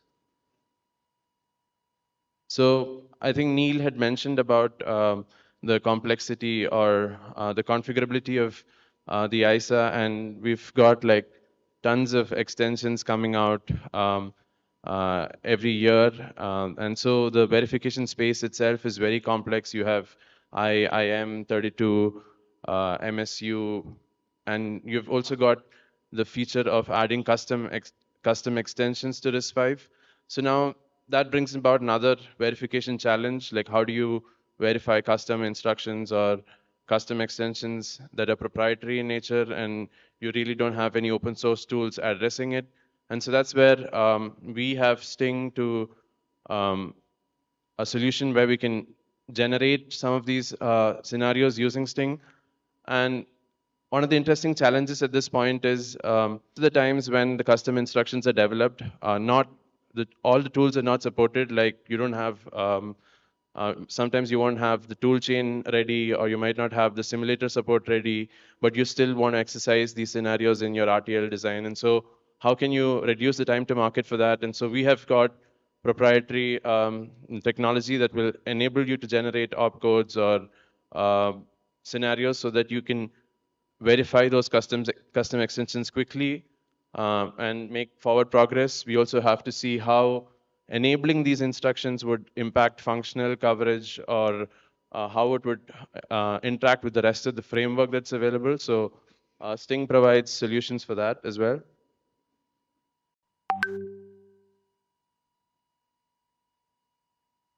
Yeah, another important challenge with RISC-V is the how quickly the spec changes. And so we've had drafts that are released by the community and vendors and CPU designers implementing certain draft variants of the spec to assess performance and to see how well the design is. And so it's always a moving vehicle where you have to plug in play immediately. And so having Sting work along those different challenges is an important thing that we do. And because it is customizable and we have got support, it's pretty easy to do it.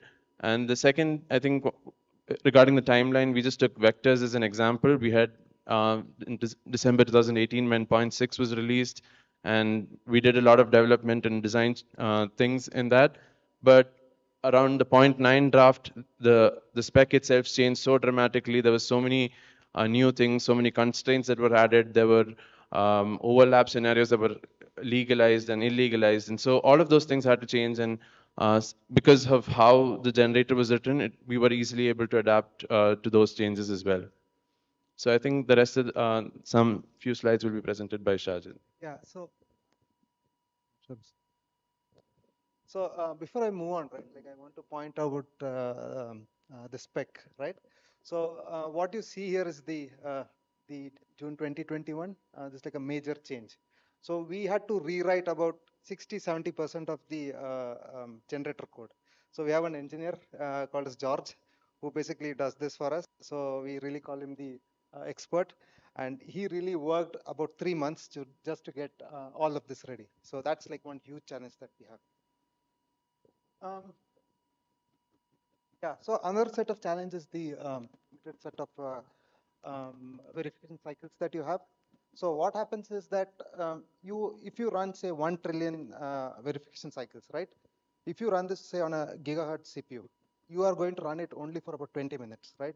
So do you really want to release a CPU that you've really only tested for 20 minutes, right? So what you really do is then you move on to the other things. You want to run this on emulation, run this on FPGA, and you also want to run this on the actual silicon. But the problem with emulation FPGA and silicon is that you don't really get a lot of visibility into the design itself. So let's say you hit a failure.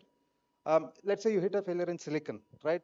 You have no idea what's really going on. You only know that you ran an instruction or you ran a series of 500,000 instruction and you've hit a failure. So how do you now come back and tell that, look, this is the exact instruction that actually caused the failure. So how do you then port this failure back into say simulation where you have much better view to figure out what's actually happening, right? So that's another challenge that we have. So then there are other things like whatever UVM test that you've written, say for simulation, you can't really carry it on to say to your silicon, right? So you are going to lose a lot of content, right? So this is like the typical graph that we draw. So you have things that you run in pre-silicon, then emulation, then FPGA, and then silicon. So you develop a lot of content, say your SVUM test and everything. So you develop a bunch of content, but as you go from left to right, you kind of lose the usability of this content, right? And on the other hand, you want to run stuff, say your OS, and which is actually finally going to run on the silicon. You run that, say, very little or minimal amount in the pre-silicon, but as you go higher up, right, you are going to, so you can't run that OS-based stuff here simply because it's too slow, right? So what you do is you move those OS-based tests, you run here. So what you're seeing is that when you are, say, trying to do verification, you have a bunch of tests that you have developed, but they're really useless on, say, silicon because they run within, say, like a second or 2 seconds, right? So they're useless. You're putting a lot of effort, but they're kind of useless. So what your test generator should do is you should have some sort of methodology, right? That you can use, say, right from the leftmost part to the rightmost part. You should be able to run pretty much everywhere, right? So when we wrote Sting, one of the things that we considered was this. We want to make sure that whatever effort you put, say, very early into your design, right, you are able to run across the board.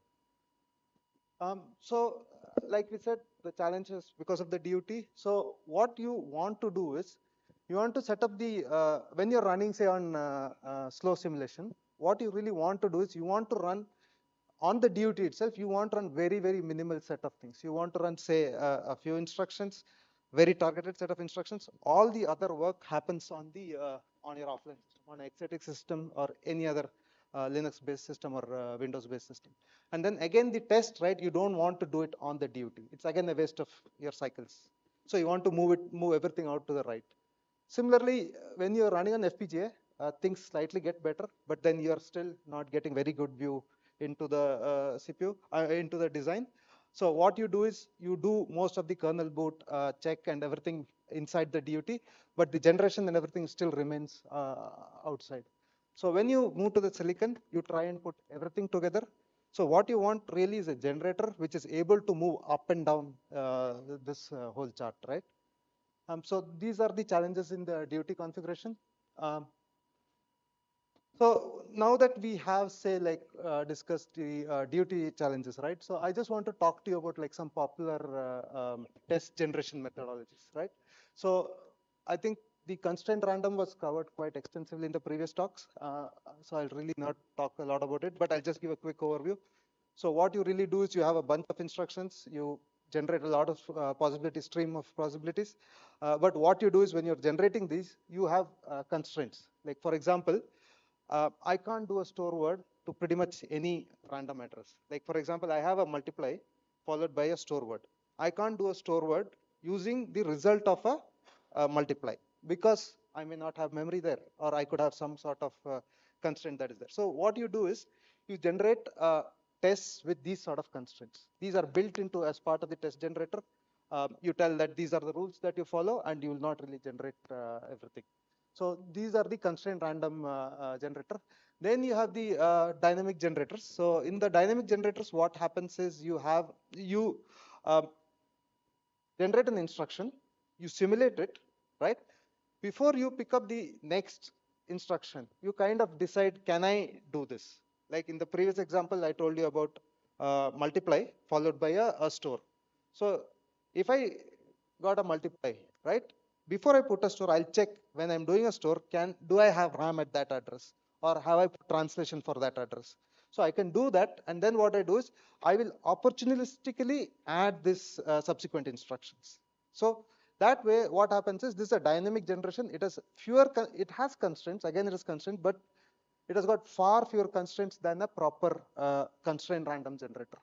Then other class of generator that you have is like not really generator, but actually directed testing. So what you do is like you have say a design concern, or you know that this is a newly written area. So what you do is you want to write a directed test. You write these directed tests, and then you let this run on the RTL. So one advantage with this is that you really can target it. You know that I know that this is the test that is there for say that particular area, right? So one thing that we did in Sting actually is that we gave up the Sting snippet programming framework. So here what you do is you kind of write directed test for your scenario, but what Sting does is it randomizes the memory for you, the address translation for you. The tool comes in and then randomizes a whole bunch of things. So you pretend as if you're writing your own, you're writing a directed test, but then what happens is the memory that say, let's say you allocated a piece of memory in this case, right? So there can be a random instruction which is accessing memory right next to it. So even though you didn't really write for a particular scenario, the tool comes in and then does the randomization for this sort of scenario. So this is the like third popular way of covering scenarios. Then we have graph-based methodologies wherein you want certain events to happen in certain order. Like for example, I want to program all my interrupts before I actually start the rest of my test. So what you do is you program all your interrupts in the starting, right? So you put test start, test end, and so on. So we call this as test shaping. You pretty much shape the test. You tell that I want a sequence of load store happening, or I want a sequence of X kind of operations happening, or cache operations happening. So those sort of tests. So you can pretty much create any kind of graph, and then you could also tell that, look, I want this class of instructions to be here. You don't specify a particular instruction, but instead you specify a class of instructions. So that is the graph-based instruction. And then finally, Silicon is meant to run real-world use cases, right? You're not really going to run random code. You're really going to run operating systems. You're going to run RTOSes and all that. So you want to run this use case. So typically this is run towards the end, maybe, or on your emulation or FPGA. So you want to run your use case, real world cases in this. So as part of our package, we also write these sort of things where you get wide variety of operating system based scenarios. Yeah, so previously we spoke about the test generation. So you have lot of tests and you generated wide variety and classes of tests. So how do you make sure that whatever you generated is correct? How do you make sure that whatever you wanted is correct, right? So in the previous talks, there was a discussion lockstep checking. So I'm not really going to talk about that. But I do want to talk about the directed check and the multipass check, right? So in the lockstep and model reference check, they're pretty much the same, except that you do it at different points and different styles and so on. But in directed tests, what happens is in the snippet scenario, you are going to write the checks on your own. Or you can leave it to the tool. When you have, say, a bunch of memory and you've told that I want you to check this for me, the tool will then generate the test data and then it will check it for you. And in the multipass check, right, this is something that we do in FPGA and emulation. So this isn't trying to check check for the functional correctness of the implementation. What it is trying to do is trying to hit the timing bugs, right? You're searching for timing. So when you have, say, real memory, so whenever you're having simulation, running on simulation, right? These simulations do not factor in the randomization that happens in the real actual silicon. So you are actually trying to factor for this. So I'm trying to run this on multipass checking. So this doesn't check for what is a functional bugs, but it's really is used to check for timing bugs. So this is the advantage is that this is really fast. You don't really need anything. You pretend as if you run the test multiple times, pretend that one of them is the correct answer, and then make sure that when you run this, you got the answers right. So this surprisingly is very effective in post-silicon and in FPGA. Right, so we like in my past, like I used to work for ARM, we used to hit quite a lot of bugs using the multipass checking. Yeah, so quickly, right? So I just want to cover what sort of, so when you have, say, a CPU project running, right?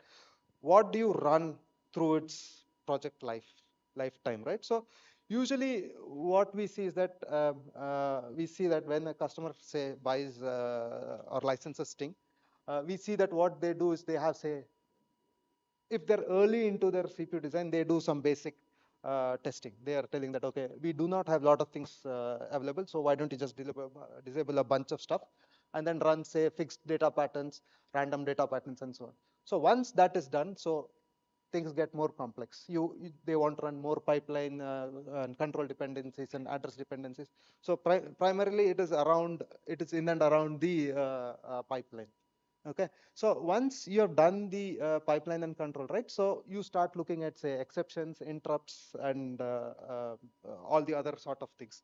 So once you're done with those, you now start hitting the more complex cases. You want to do arithmetic instructions, interactions with MMU, microarchitectural traffics from peripherals, and all these sort of things. So this is typically what we see in the overall usage. So I just wanted to give you an idea of what sort of things, like what is the flow of things that we expect from the customer's perspective. So yeah, so like we have two case studies actually, one on interrupts and one on the test generator. So the test generator, right? So like we said, the open source ones, we are also like highly configurable. So what you can do is you can have a series of JSON files that you can give as an input. So these gets converted as the configuration files.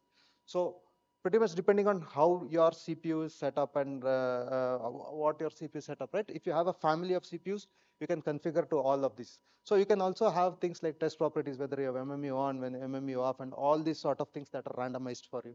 So once you actually have these things ready, so that the test generator reads these files and then it generates a series of cells. So the thing with Sting is that this whole process takes you about 10 seconds. And so we have seen customers generate about 60,000 to 80,000 tests per day on their thing. So depending on how large your say your emulation farm is, simulation farm is, you can generate as many tests as you want. So we have found that the tool itself is not the bottleneck.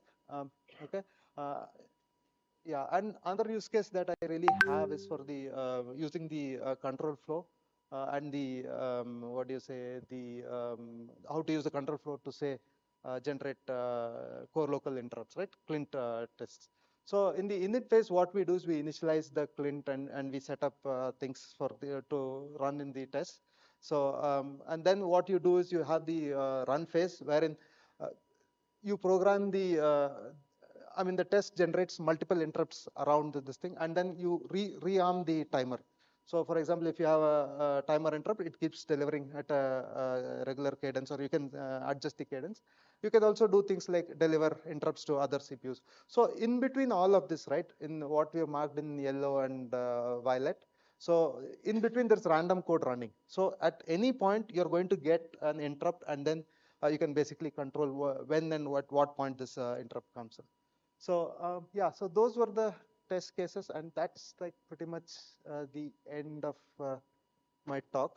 So if there are any questions, or if he has anything, we can open it up. We have time. Oh, we have time for 2 questions. So does anybody have any? Don't speak up all at once. Okay, it's going to take me a minute to get back there.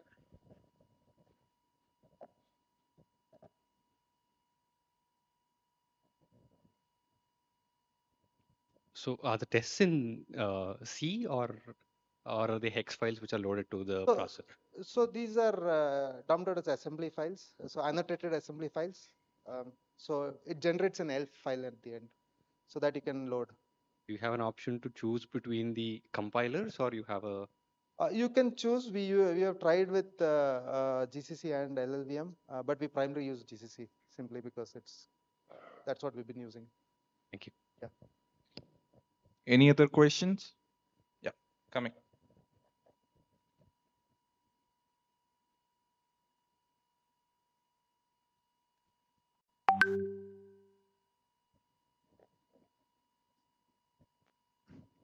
I mean, one of the things that I remember when interacting with some of the teams working on portable stimulus was that they had issues generating coverages and other collateral that were previously used by SV-based test verification environment. Okay. So is that part covered, or are you just generating stimulus? Okay. So if you ask me philosophically, coverage should not be part of test generators, right? So I think that it should be outside, but we do provide a way to extract architectural coverage. So we actually ship. So what we do is we run the generated test on the model, and using the model we generate.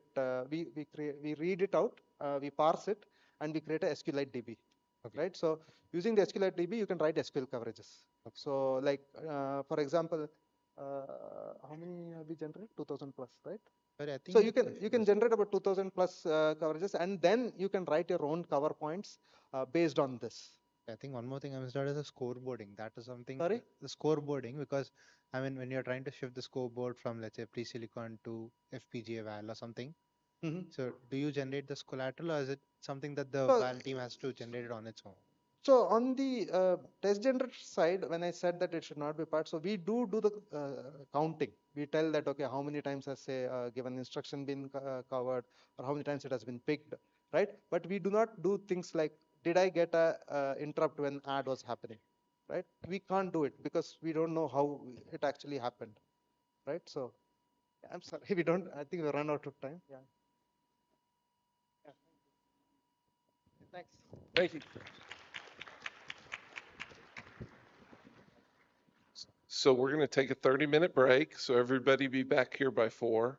We have 2 more talks. Each should go about 30 minutes. So we'll be done about 5 p.m. today. And I do want to let you know that the next person speaking is a brilliant engineer and a wonderful speaker named Srikanth. So no pressure on him. We'll get ready. See you in 30 minutes. Good afternoon and welcome back. I have a couple of announcements to make. We're requesting all the students to stay back after the talks. Jim would like to talk to them. And for tomorrow, we have several other talks planned with, fireside chat with Jim. And also we have gifts for all the attendees at the end of the day tomorrow.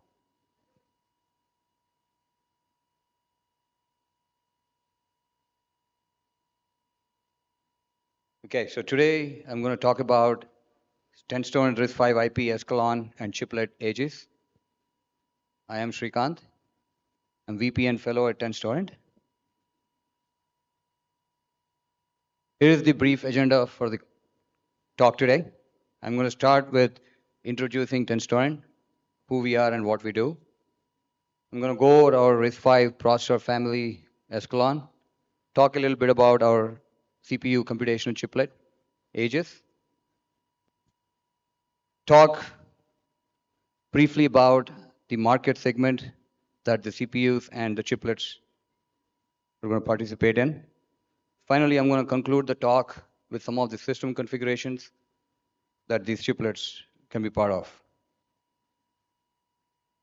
I'm going to take a few seconds to introduce TensorStorrent. At TensorStorrent, our mission is to build next generation computers.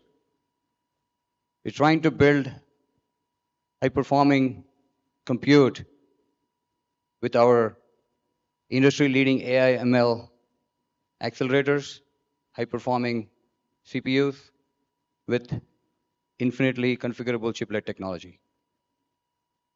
Throughout this talk, I'm going to start introducing our CPU designs, our AI chip, AI designs, and also how we use chiplet technology to build high-performing compute.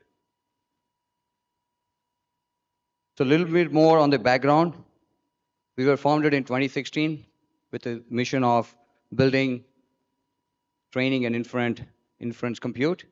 We raised 230 million so far from investors like Fidelity, Eclipse, Jim, and others. We have around 300 employees in 5 offices, headquartered in Toronto, Santa Clara, Austin, Belgrade, and Bangalore.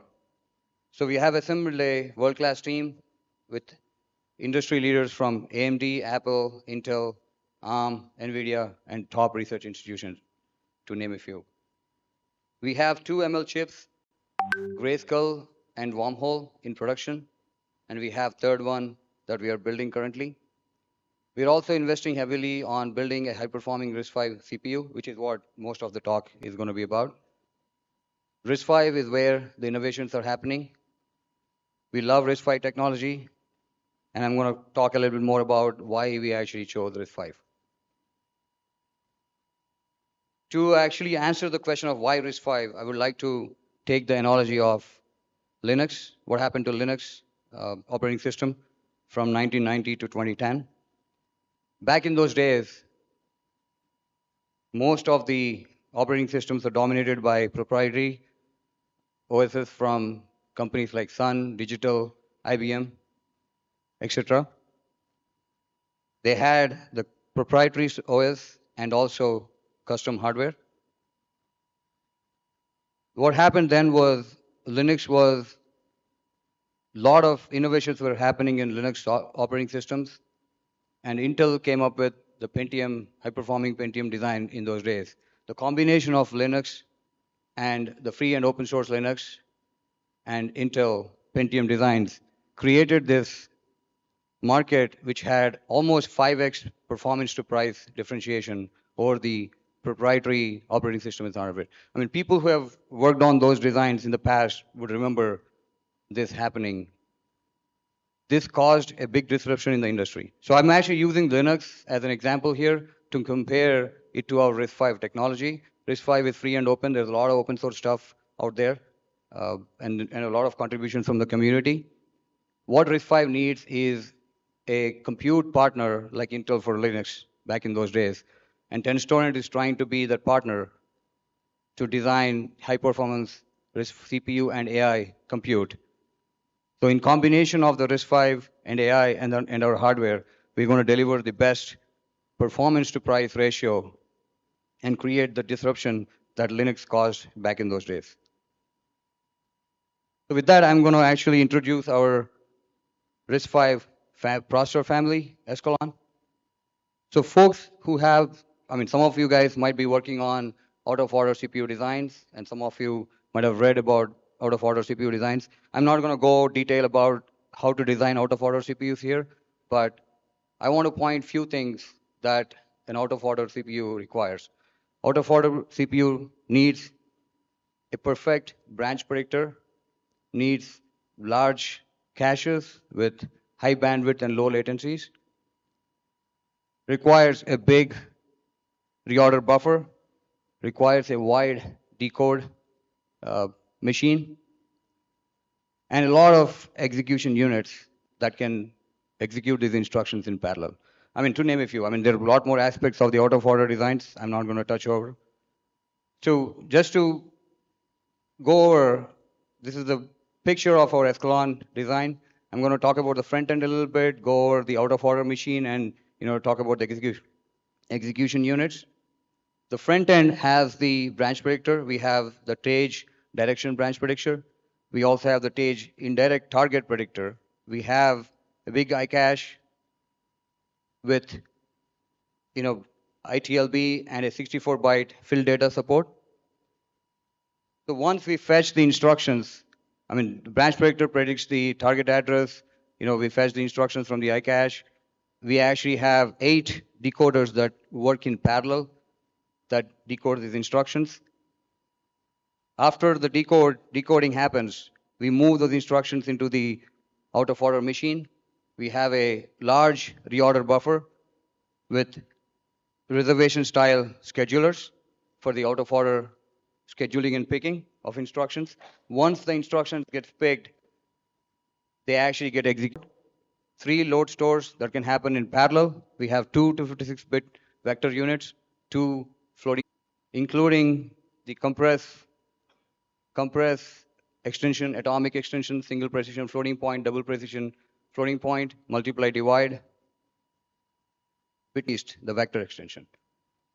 This is a picture of our physical design with the RTL we have so far. So I think the challenge here is to build the CPU with the best performance and power efficiency. So I want to talk a little bit about our methodology. CPU designs, high-performing CPU designs are complex. They're complex but not impossible. Since to meet all the performance, power, and area trade-offs in these complex designs, we need large teams. And people who are working for Intel and AMD and other ARM and other companies know how large to build a high-performing out-of-order CPU. Large teams are prone to communication errors. So when we started building the CPU, Jim stressed on having clean abstractions and boundaries for all the different components in the designs. So we have started off with that baseline. So our RTL and the functional model has clean boundaries, highly parameterizable design. I'm going to go over a little bit in the next few slides of how we actually use those parameterization to generate different size CPUs. A little bit about our architecture performance model. We have a trace-driven cycle-accurate performance model, which has a graphical user interface support to emulations. So our tracing is done with GCC LLVM to compile the binaries. We take the binaries, use our TT Whisper instruction set simulator to generate the traces. We use SimPoint tracing technology to identify snippets of traces to analyze. We have support for SPEC 2006 and 2K17 benchmarks. Okay, so we talked about the CPU core. We talked about the methodology a little bit. So our intent is to have one core design, but generate multiple different variants of these cores from one single database. So usually people start off with designing the smaller core and then they start building the bigger cores as they go, as they gain success on these designs.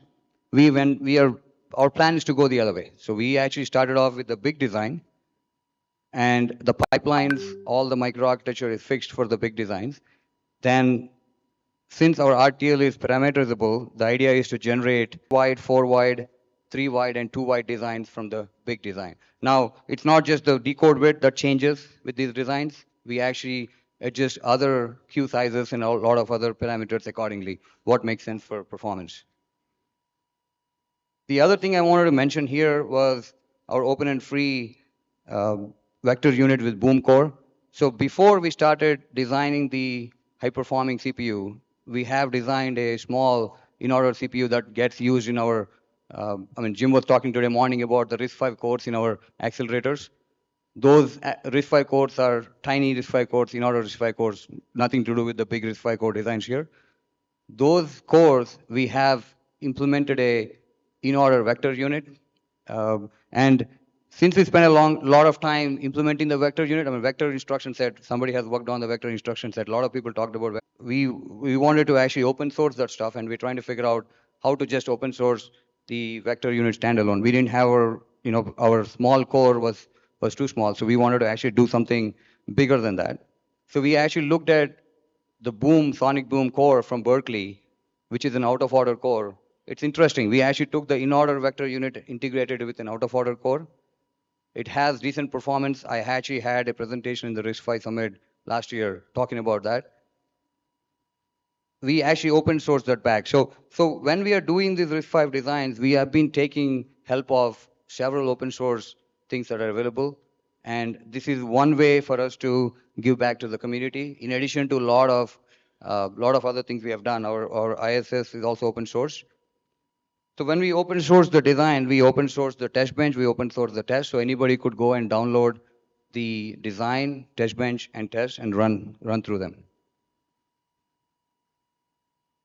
So now that we talked about the CPU core and all the different variants that we can generate from the CPU core, I want to talk about how we actually design our 128 core chiplet from these cores. So, and the way we do it is we design it hierarchically. The first hierarchy is our Escalon cluster. The cluster itself has 8 cores. I mean, each of these cores is the cores I've described in the previous slides. It has a large 12 megabyte L2 cache. It has huge 230 gigabytes per second coherent bandwidth and 230 gigabytes per second AXI non-coherent bandwidth. It also has the necessary components for trace, debug, interrupt controllers, and power management. So once we get system architecture and how we actually build it up from the 8-core cluster, the chiplet has 4 CC NUMA 32-core quadrants. Each of these 32-core quadrant has 4 clusters that I described in the previous slide. It has a large memory cache for each memory channel. It supports a directory-based coherent system. We support intra-cluster coherency, so it's a complete 128 core system is coherent. That's, I think, what the intent of the design. We have ample coherent and non-coherent bandwidth going in and out of the chip. So now that we actually talked about our cores, our chiplet with 128 cores, we want to go into the market segments that these chiplets can be part of. The first one is the AI market. So before I dive into how the CPUs are used in the AI market, I want to take a step back here to talk about the AI accelerators. Jim has kind of presented a little bit about the accelerators today morning. So we have 2 accelerators already in production, our Grayskull and Wormhole. And the accelerators are built from our 10.6 core denoted by T in the picture. So these 10.6 cores are nothing to do with CPU cores. These are accelerator cores. I mean, the term code is confusing here, but they're completely different. So the Grayskull is we added Ethernet support so we can actually scale them. Ethernet gives the necessary bandwidth to put multiple of these together, and we can scale those systems for training. The important thing to note here is these 2 processors are standalone ML processors. They are good for computing certain parts of the application, but they are not capable of running operating system or software stack. We need a CPU server to be doing that. So these 2 standalone processors need a CPU host to run an operating system and software stack and to work with them. So when Jim joined Tenstorrent, his vision was to put together the CPU technology and the AI accelerator technology together. So the new chip we are working on, Blackhole, has both technologies together. The intent here is instead of having big servers with CPUs and big servers with AI chiplets connected with exterior wires, we want to get them onto the same chip to reduce the latencies and also improve the bandwidth between them. So that's, timeline-wise, we got the grayscale in 2021, 2022 we had wormhole, 2023 we are actually working and get back black hole. 2024 we want to design a low power, low cost features, the die to die technology that gets added here. Once we have the AI chiplet, and then I talked about the CPU chiplet in the previous slides, we can put those chiplets together. Now, interestingly, the die to die technology has to the same between these two chiplets. We also have memory chiplets that we could partner with or build with other folks, and the IO chiplets. So with a combination of all these, we can build highly configurable, high performant ML processor.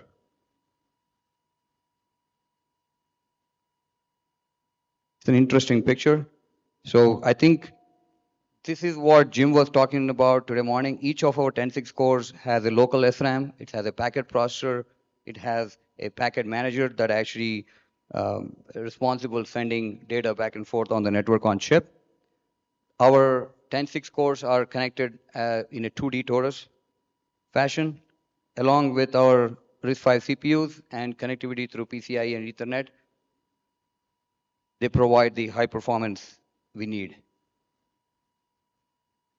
So just to summarize, we talked about our processor family, Escalon processor family. We talked about chiplets. So the plan is to have uniform pin interface definition for all these chiplets so that they can actually talk to each other. This puts Tenstorrent in a unique position because we are the company who has both the technologies in terms of AI accelerators and RISC-V CPU technology. This is also to summarize what we have talked so far. The CPUs in AI here are to replace our x86 servers. In the previous slide, when I was talking about the host CPU, currently the host CPUs we use are based on x86 from Intel or AMD. Future, once we actually get our Escalon and Aegis chiplets going, we're going to replace those with our Escalon CPU technology. These CPUs are also used for virtualization, security, system management, and also the computational kernel scheduling and setup. This is an example of how we can map an AI application in a system which has AI accelerator compute and CPU compute. So CPUs currently are used to do the pre and post processing in an application. So once, CPUs run operating system, then the software stack runs on top of it. So we start off with, as the number one denotes here, we start off with pre-processing.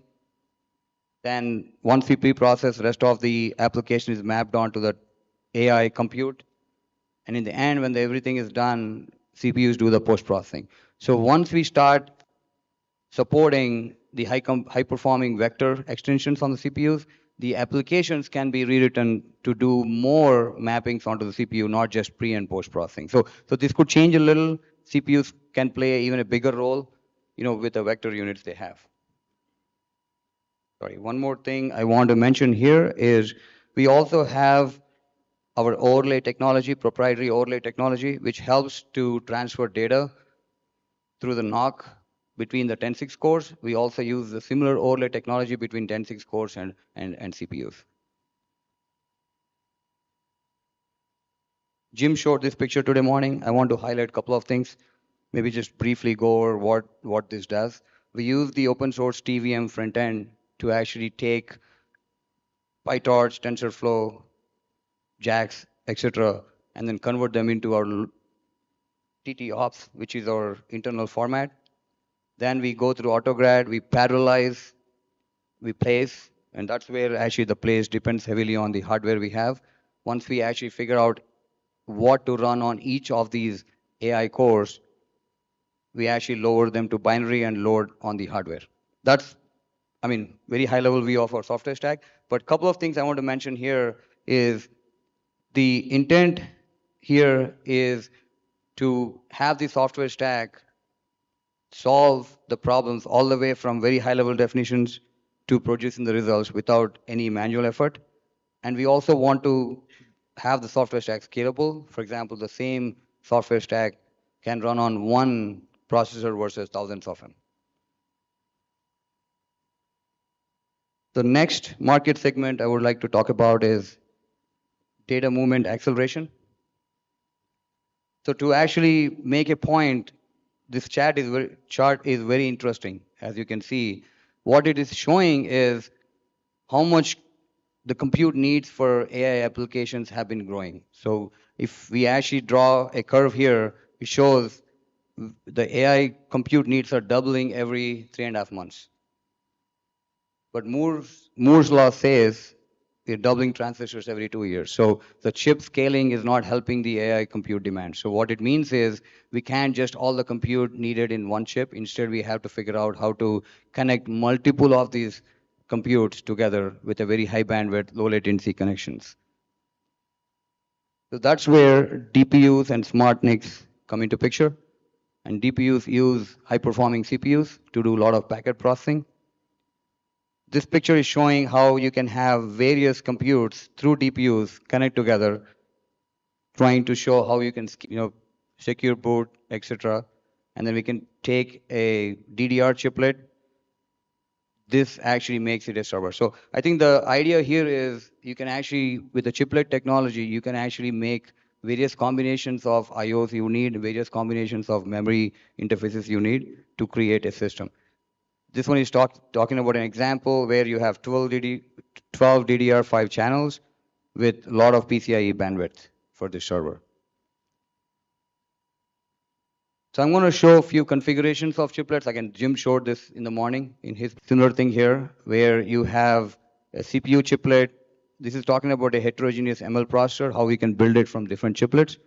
A CPU chiplet, we talked about our AG CPU chiplet. The AI chiplet is also something I talked about. We own, as Tensorn, we own both these technologies. We are working on them. With the combination of an IO chiplet with PCIe and Ethernet and memory chiplet with DDR connectivity, you can create an heterogeneous ML processor. The second example I want to show is a standalone server chiplet.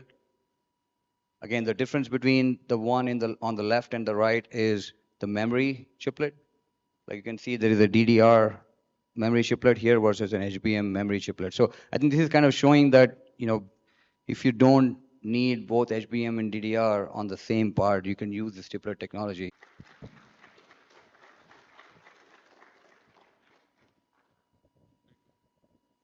So what's the process technology on a lot of this? So curiosity and the die size issues. So yeah, different chiplets can be on different process technologies. I think I shown it in one of the slides. Sorry.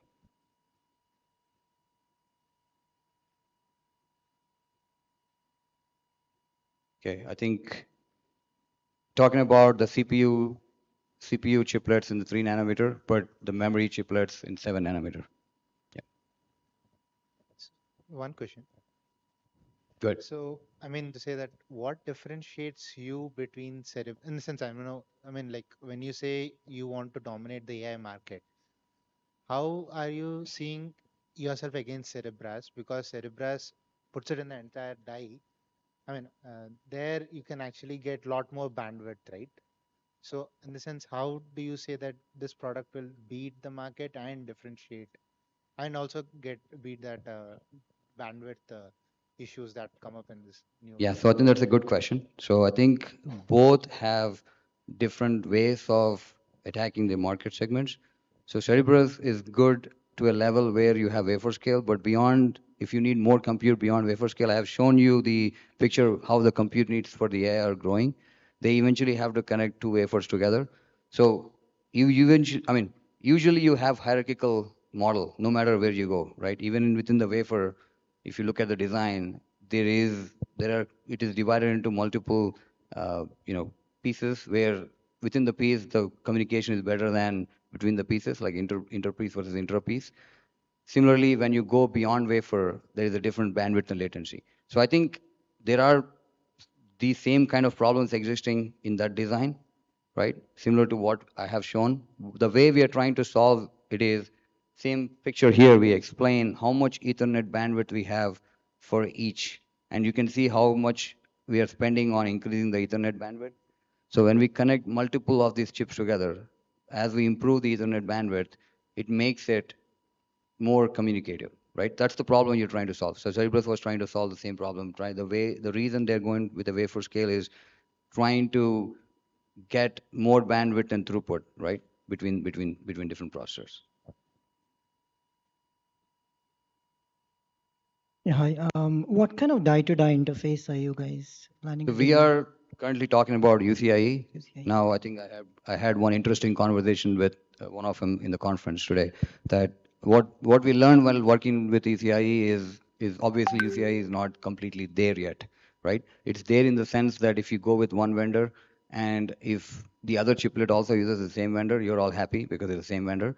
But if different people use different vendors, they're still not there because the spec is up for interpretation. So a lot of people can actually design some parts of it slightly differently. So we're still dealing with that issue, but the way we are going about it is you can see the AI chiplet and the memory chiplet is the CPU chiplet is our own. And we're also partnering with folks who design the memory chiplet and the IO chiplet, so we can actually have that say in terms of which vendor we can choose. So we're going to solve. It's a solvable problem, but that's where we are. Thank you so much.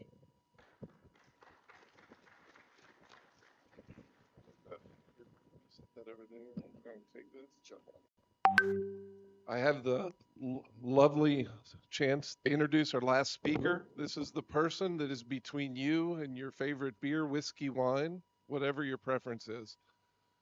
So please meet Miguel Moretó. He works at the UPC in Barcelona, and he teaches computer architecture. Is that correct? And that's from memory, Miguel. No. And it's not there.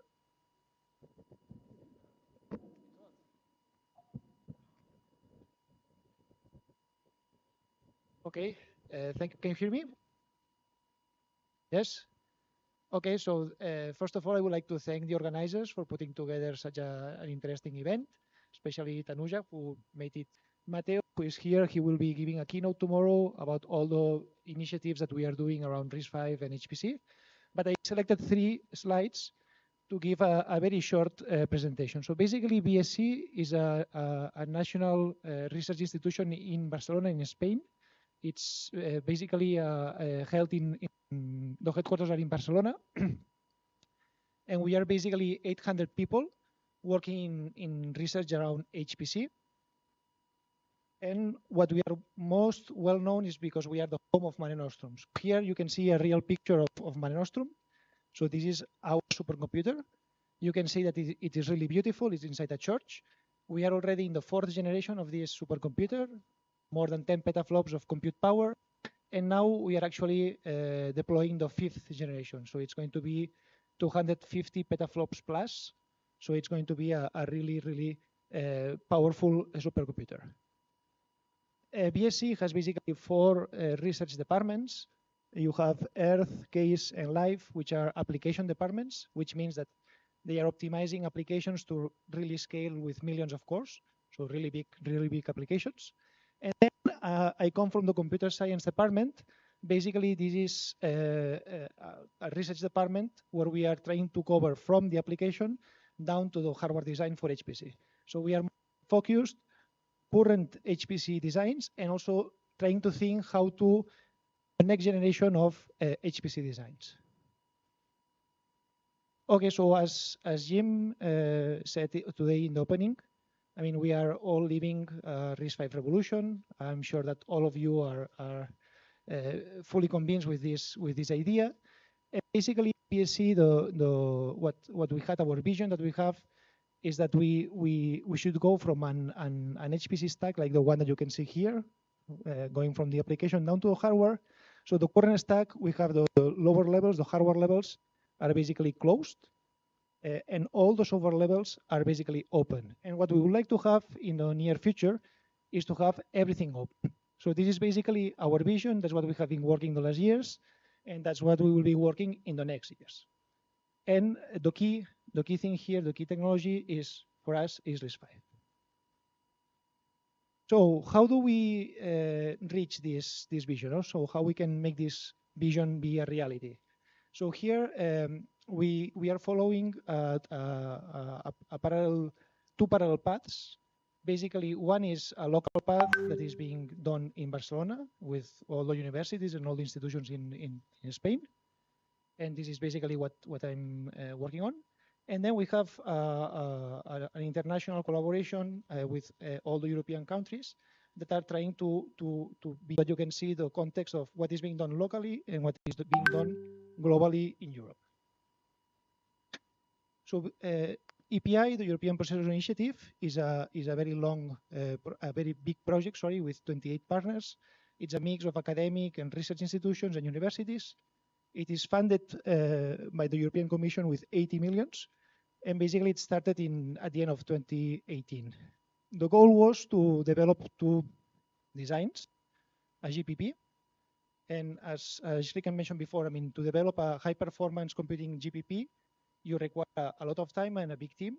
So since we didn't have that, basically we decided to license the IP. Back then, Ascalon was not available, so we had to look for alternatives, and basically Cyprel is the company that is commercializing this design based on some ARM IP for HPC. In our case, BSc, we really believed that RISC-V was the path to follow for the future, and basically we are leading the which is a vector accelerator for HPC. And here you can see the list of partners that are basically involved in this design that we call EPAC. So right now we just finished the first phase of this API project. These IPs have been developed, and basically they are transferred to some European pilots with the objective to demonstrate at a big scale that these technologies are working. And in parallel, we have EPI that is still running, and we are developing the next generation of these designs. So you can see here the timeline. So what do we have in EPAC? So in this accelerator, basically we have multiple cores with a shared L2 cache. We are using Embassy HI standard to have a coherent system. And we also have some custom accelerators for other application domains like STX or the VRP. In our case, we are working basically in the vector accelerator, and here we have a decoupled design. We have a scalar core. You can see it on the left. This is a Vispado pipeline, which is being developed by Semidynamics. It's a small SME in Barcelona. And we have an interface to connect this scalar core with a vector accelerator. This vector accelerator is decoupled, is a very long vector accelerator. You can see here it's 256 double precision elements. This means 16,000 bits. So register file is big. When you do a vector load, you have to access lots of locations. So this is a very complex design. It's following basically the old Cray vector machines designs. Then this is the design that we are doing at BSc together with Semidynamics and others. Then the key thing that we have in this project, and this is something Matteo wanted to emphasize, is that we have all the software stack already deployed on top of these systems. So we have applications for it. I'm talking about HPC software stack, of course. We have applications, we have programming models. Basically we're using OpenMP and MPI to scale the applications. Then we have mathematical libraries, we have schedulers, compilers, operating system. Basically, we're using Linux, and we are running all of that on top of our RISC-V designs. Probably the most challenging part is how to write code for this. Because as I said, it's a very long vector accelerator, and you need to vectorize very well your code. So we started vectorizing with assembly. This is not easy to do, very time consuming. We then added built-ins, intrinsics, to be able to generate code in an easier way. And more recently, we have been working on some pragmas in OpenMP to help auto-vectorize the code. And finally, we are even auto-vectorizing the whole code. Here we are using LLVM, and Roger Ferrer is our leader on these tasks.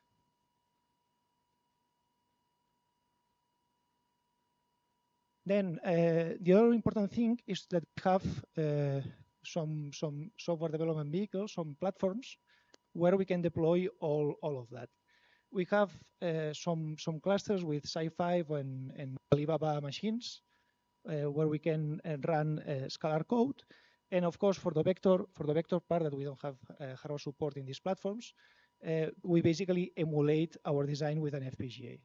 So this is, this is an FPGA platform where we have Linux on top of our design. We can deploy, compile all the codes, and obtain some performance estimates of what will happen in this accelerator when we receive the silicon in the next months. Okay, so this, last year, well, in fact, in 2021, we submitted for fabrication the first tape out of this design. You can see the floor plan on the right. We have 4 cores with the vector accelerator, and then we have 2 STX and some BRP accelerators on the left. So these are all the accelerators that we put in this chip. It's close to 30 square millimeters in Global Foundries 22 nanometers. So it was a pretty big design that we received and tested, last year in 2022. Then we kept working on the design, and at the end of 2022, we submitted a second version of this accelerator. In this case, we only have 2 cores. You can see the 2 cores on the right with the vector accelerators. The Scalar cores are more powerful, but we still have 4 tiles for the L2 cache, and then the other accelerators on the left. In terms of area, it's more or less the same. So and the technology node is the same. So it's again pretty big system. Here we didn't receive still the samples, but we are very happy with what we have. Then, so this is what we have been doing in the European Processor Initiative. As I said, this is the global initiative that we have been leading, especially the RISC-V part with the vector accelerator. And then the second path that we have followed in parallel with this vector accelerator was to develop a local community around RISC-V. So basically, we would like to have a community similar to the one that you have here in Bangalore, which is impressive, but in Barcelona. So this is mainly the objective of the DRAC project. And as all the good stories, that this DRAC and the Lagarto initiative, it's a story that started in Mexico. So Mateo had a PhD student who graduated and went back to Mexico. You can see his picture design, very simple for academic purposes that he can use in Mexican universities. And he once visited Barcelona. He talked to Mateo, and Mateo said, come on, you should move this design from MIPS to RISC-V, 32 to 64 bits. And what we want to do is to move from an FPGA target, that's what was supported back then, to an ASIC target. And this was basically the origin of the Lagarto initiative. This started in 2018, this collaboration. It was done in parallel with the EPI with the idea to help learn and make EPI more successful. And basically, as a result, in summer 2018, Mateo asked me to go to his office, and we put together a proposal to create this DRAC project. And DRAC basically stands for Designing RISC-V-based Accelerators for Next-Generation Computers. It also means Dragon in Catalan. And it's basically a local project, much smaller than EPI, it's just 4 million euros.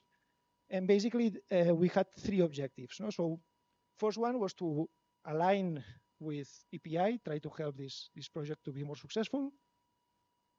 Second was to introduce RISC-V in the university. There was a lack of RISC-V teaching in the university, and this has been fixed. And third one was to create this RISC-V community in Catalonia, and being able to not only design, but also implement very fabric RISC-V. So as a result, we identified these objectives. Basically, what we wanted to do is to design. We wanted to design an out-of-order core and 3 application domain accelerators. One for crypto, another one for autonomous navigation for cars, and a third one for precision medicine. And try to incorporate these IPs and these ideas into the universities and transfer to local companies. This was the main objectives. So with respect to the objective of having a community that designs, verifies, and builds processors in Barcelona, here you can see the timeline of the chips that we have done in the last 4 years. So you can see four different designs, of course, with increasing complexity and functionalities. The first one was taped out in May 2019. It's based on the Lagarto design that I was mentioning before. It's just a 5-stage in-order pipeline, no floating point support, no PLL, no memory controller, very basic. But it was our first chip, so we had no experience doing processors. It was our first trial, and that's why we selected a pretty old technology node. It's TSMC 65 nanometers, 2.5 square millimeters. So not very ambitious in terms of technology node, but it was a first demonstrator that we were able to fabricate our designs and make them work. Here you can see some pictures of the PCB and the PCB with the FPGA that we were using to access memory. And basically, this design was very successful in terms that we managed to run Linux on top of that with the silicon and run some real applications. So we were very happy with that. And then we moved to the next design. This is the Divino design. Basically, here we didn't modify the scalar core. We just connected this scalar core, the in-order design, with the vector accelerator of EPI. So as I said, we have developed a vector accelerator for HPC applications. And here, basically, we were trying to integrate this accelerator with our core. And this is basically the Divino design. We also integrated a PLL on chip. We added some memory controllers, very basic. It's not DDR. It's an SDRAM controller and a HyperRAM controller. So we kept growing the list of IPs that we have. And then last year in February, we fabricated the third design. This design is called Sargantana. I mean, it's an evolution of the Lagarto design. Basically, this is our first design that is complete in the sense that we have all the basic ISA extensions implemented. So we have here floating point support, we have integer scalar support, and we also have some vector support. And again, this is a design that boots Linux that we were able to fabricate in a more advanced technology node. So here, instead of 65 nanometers, we are using Global Foundries 22 nanometers. So same technology node as in EPI, but much less area. It's just 2.9 square millimeters. So it's a really small design with much better performance and reaching over 1 gigahertz of frequency. So we were very happy again with the results. Now we are testing the silicon in our labs. So there's still a lot of work to do, but we are very happy with the results that we are observing. And then in December, so just 3 months ago, we submitted the last Lagarto design. Here we incorporated our first out-of-order core. So this is Lagarto K. And also we put 4 domain-specific accelerators. Basically, this is a design that depending on the application, you can change the color of the chip. So that's why we are calling it Chameleon, because we can adapt to different application domains. And we incorporate also Lagarto K, Chameleon comes from Lagarto K, in the design. You can see the floor plan on the right with the different accelerators. You can see that the cores are much smaller than the accelerator for this design. And here, basically, all these accelerators are AXI compliant coprocessors that we can program using memory mapped registers. So nothing fancy. It's very standard way of preparing coprocessors. But as you can see, as you will see, we got very good results for this application domain. Here in this slide, you can see the pipeline of Lagarto K. As I said, it's an out-of-order design, dual issue, so not a high-performance core, but something that has decent performance because it's a two-way out-of-order core. I think it's 11-stage pipeline, large reorder buffer, up to 128 entries, and basically we are able to run Linux with this design.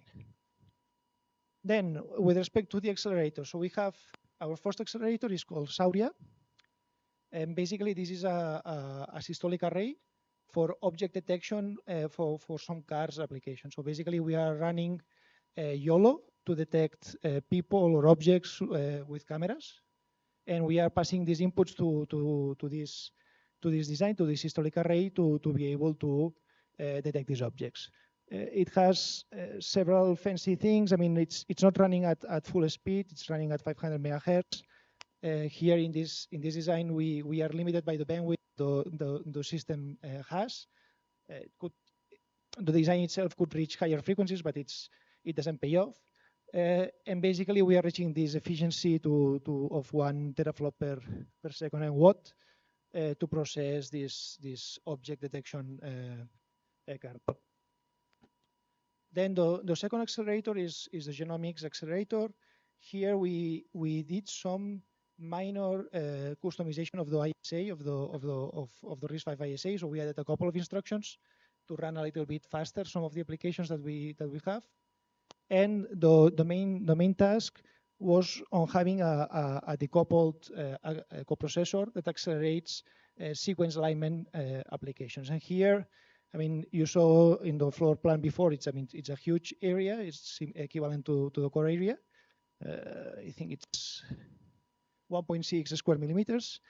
And we are reaching above 1 gigahertz of frequency. And the good thing is that we are able to run 500 times faster than with our CPU to align 10,000 reads sequences.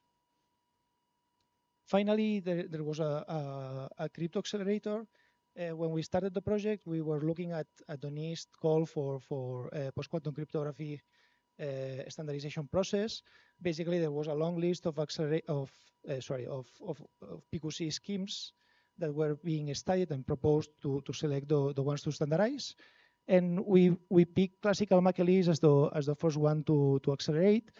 We have a coprocessor that is able to obtain between 100 and 500x performance speedups. And we are also working on other accelerators for NTRU and also some of the crystal Kyber and the lithium PQC schemes. This is still work in progress, but maybe in the next generation of our cores, we will be able to tape them out. Then, with respect to the building, the RISC-V community in Barcelona. When we started the project, basically all the people working in this project could fit in a room, so a small room. We were like 10 people working on that. This was 2018, as I mentioned. After some years, you can see here that the team was growing. We here in 2019 we were around 25, 30 people. Then in 2021 and 2022, we reached 50 people. And basically last December, we did the final event of the project or the final workshop. You can see a picture here. We were over 100 people. It's not as big as this event here, but taking into account that we were less than 10 people working on RISC-V and Lagarto in 2018, I think it was a big success. And not only that, we also convinced all the universities in Barcelona to start teaching RISC-V. So all the bachelor degrees now in Barcelona are using RISC-V as in some of the subjects, not in all the subjects, but some of them. And as Mateo will explain tomorrow, we are also, we have a Spanish society to promote RISC-V in all the Spanish universities, and we hope to convince all of them to incorporate RISC-V because we believe this is very important. Okay, then about next steps, I have a couple of minutes still. What are we working on now? So as I showed, all the chips that we have fabricated are small. I'm referring to Lagarto chips. They are very small. They are single core. what we want to do now is to move to multi-core. And basically here we are benefiting from the open source community to design a multi-core based on the Open Python network on chip. And right now we have the Divino design. This is the second Lagarto design that I talked about. This is already integrated in Open Python. We are able to run up to 64 cores easily, slowly, but easily. And this is FPGA ready. It's not yet ready for fabrication, but we already have a multi-core, but we have a multi-core. And basically now what we are doing is trying to integrate Lagarto-K, which is the dual issue out of order core, with the VPU accelerator, the vector accelerator, and create a multi-core. So this is what basically we are working together with Matteo to have this working very soon. In terms of the scalar core, we are also working on the next version of Lagarto. We call it Lagarto Ox. And here we are trying to have more performance. It's a 4-way out of order core. It's still far from Akalon, but we are very excited about the potential that this design can have and the opportunities that we'll have to integrate it with our vector accelerator. So with this, we have a pretty ambitious roadmap for tape outs. So you can see here a timeline between 2020 and 2025 with all the designs that we are doing and that we are trying to tape out. We are here in 2023. So you can see that every year we are expecting to fabricate at least 2 different designs with more and more performance, both the general purpose and also the accelerators for HPC and for other domains. Okay, so with that, I reach my conclusions. I think that you will that we are in a moment where we are living a revolution that is based on RISC-V. There are lots of challenges, but of course there are also lots of opportunities. So we would like to convince you to join us in this adventure to make RISC-V great and have an open community that collaborate around this topic. And in case that you are able to travel this summer, we will do the first RISC-V Europe Summit in Barcelona. You can see here the dates. It's basically the second week of June, between June 5 and June 9th. And the registration is still open. So if you want to attend, please tell me or please register. And of course, come to visit Mare Nostrum that we will show to you. We'll be very happy to show to you. And thank you.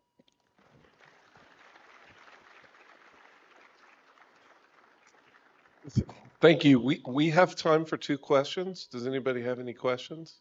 You ready? Yes. As I said, Matteo is presenting tomorrow. We'll be here today and tomorrow and take advantage of the coffee breaks if we don't have time. So go ahead. Yeah, a great progress. So one quick question. Do you have the benchmarking data with reference to the other platforms, seeing that how the targeted workload, the power and performance looks? Well, are you thinking in some specific benchmark suite? Yeah. What possibly the test case or the workload, we can get the tangible benefit, and if you have some numbers.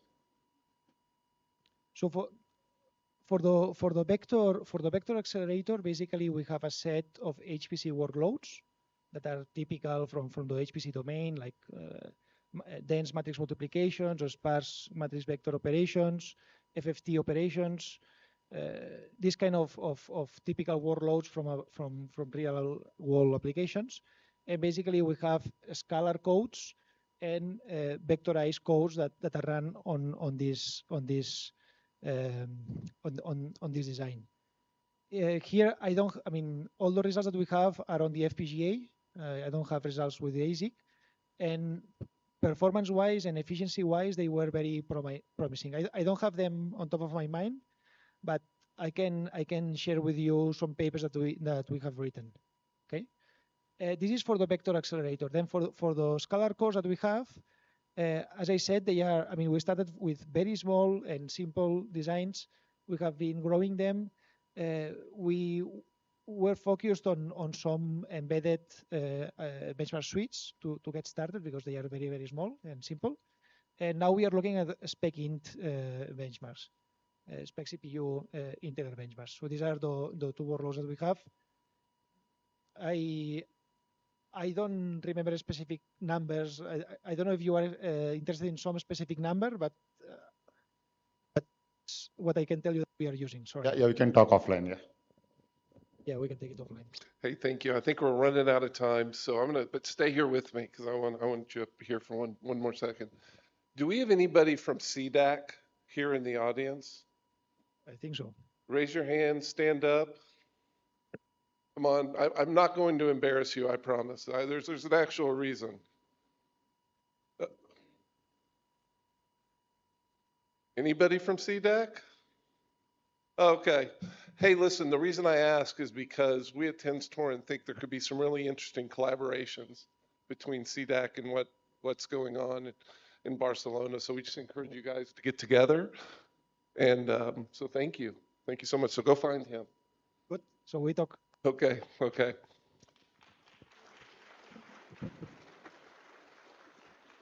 So listen, I have a couple quick things and then I'll send you on your way. First of all, if you're a student that has come through part of our program here, we ask you to stay afterwards so that we can talk with you.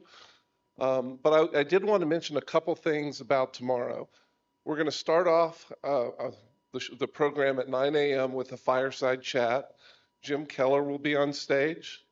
Raja will be on stage. Mateo will be on stage, and also Naveed will be on stage. We'll have a really interesting conversation between four really iconic people in our industry. So I really would like you to make time for that. We're going to have a panel with customers of RISC-V that, to me, this is really interesting because I work with customers, and I think it's great to hear from an engineering side what we want to build, but I also think it's great to hear what customers want us to build. So that should be a good talk. And then also, we're going to have an academic panel in the afternoon, and we're going to close out the day with a keynote from Mateo. So I just encourage everybody to come tomorrow. And I also want you to know that we do have goodie bags that we'll be giving away tomorrow to everybody. So that's it. You're free. Thank you so much for making this. Hold on, one more minute.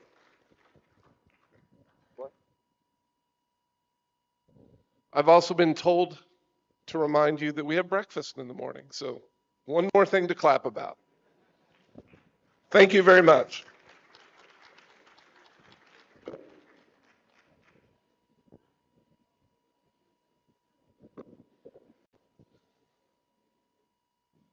Bunch of people were late because they had to stop for breakfast. Oh. I realized we never advertised. Okay. Good to know. Can we get these charged today? Okay, good. To stay back. I did. I did. Right now? Yeah. I asked.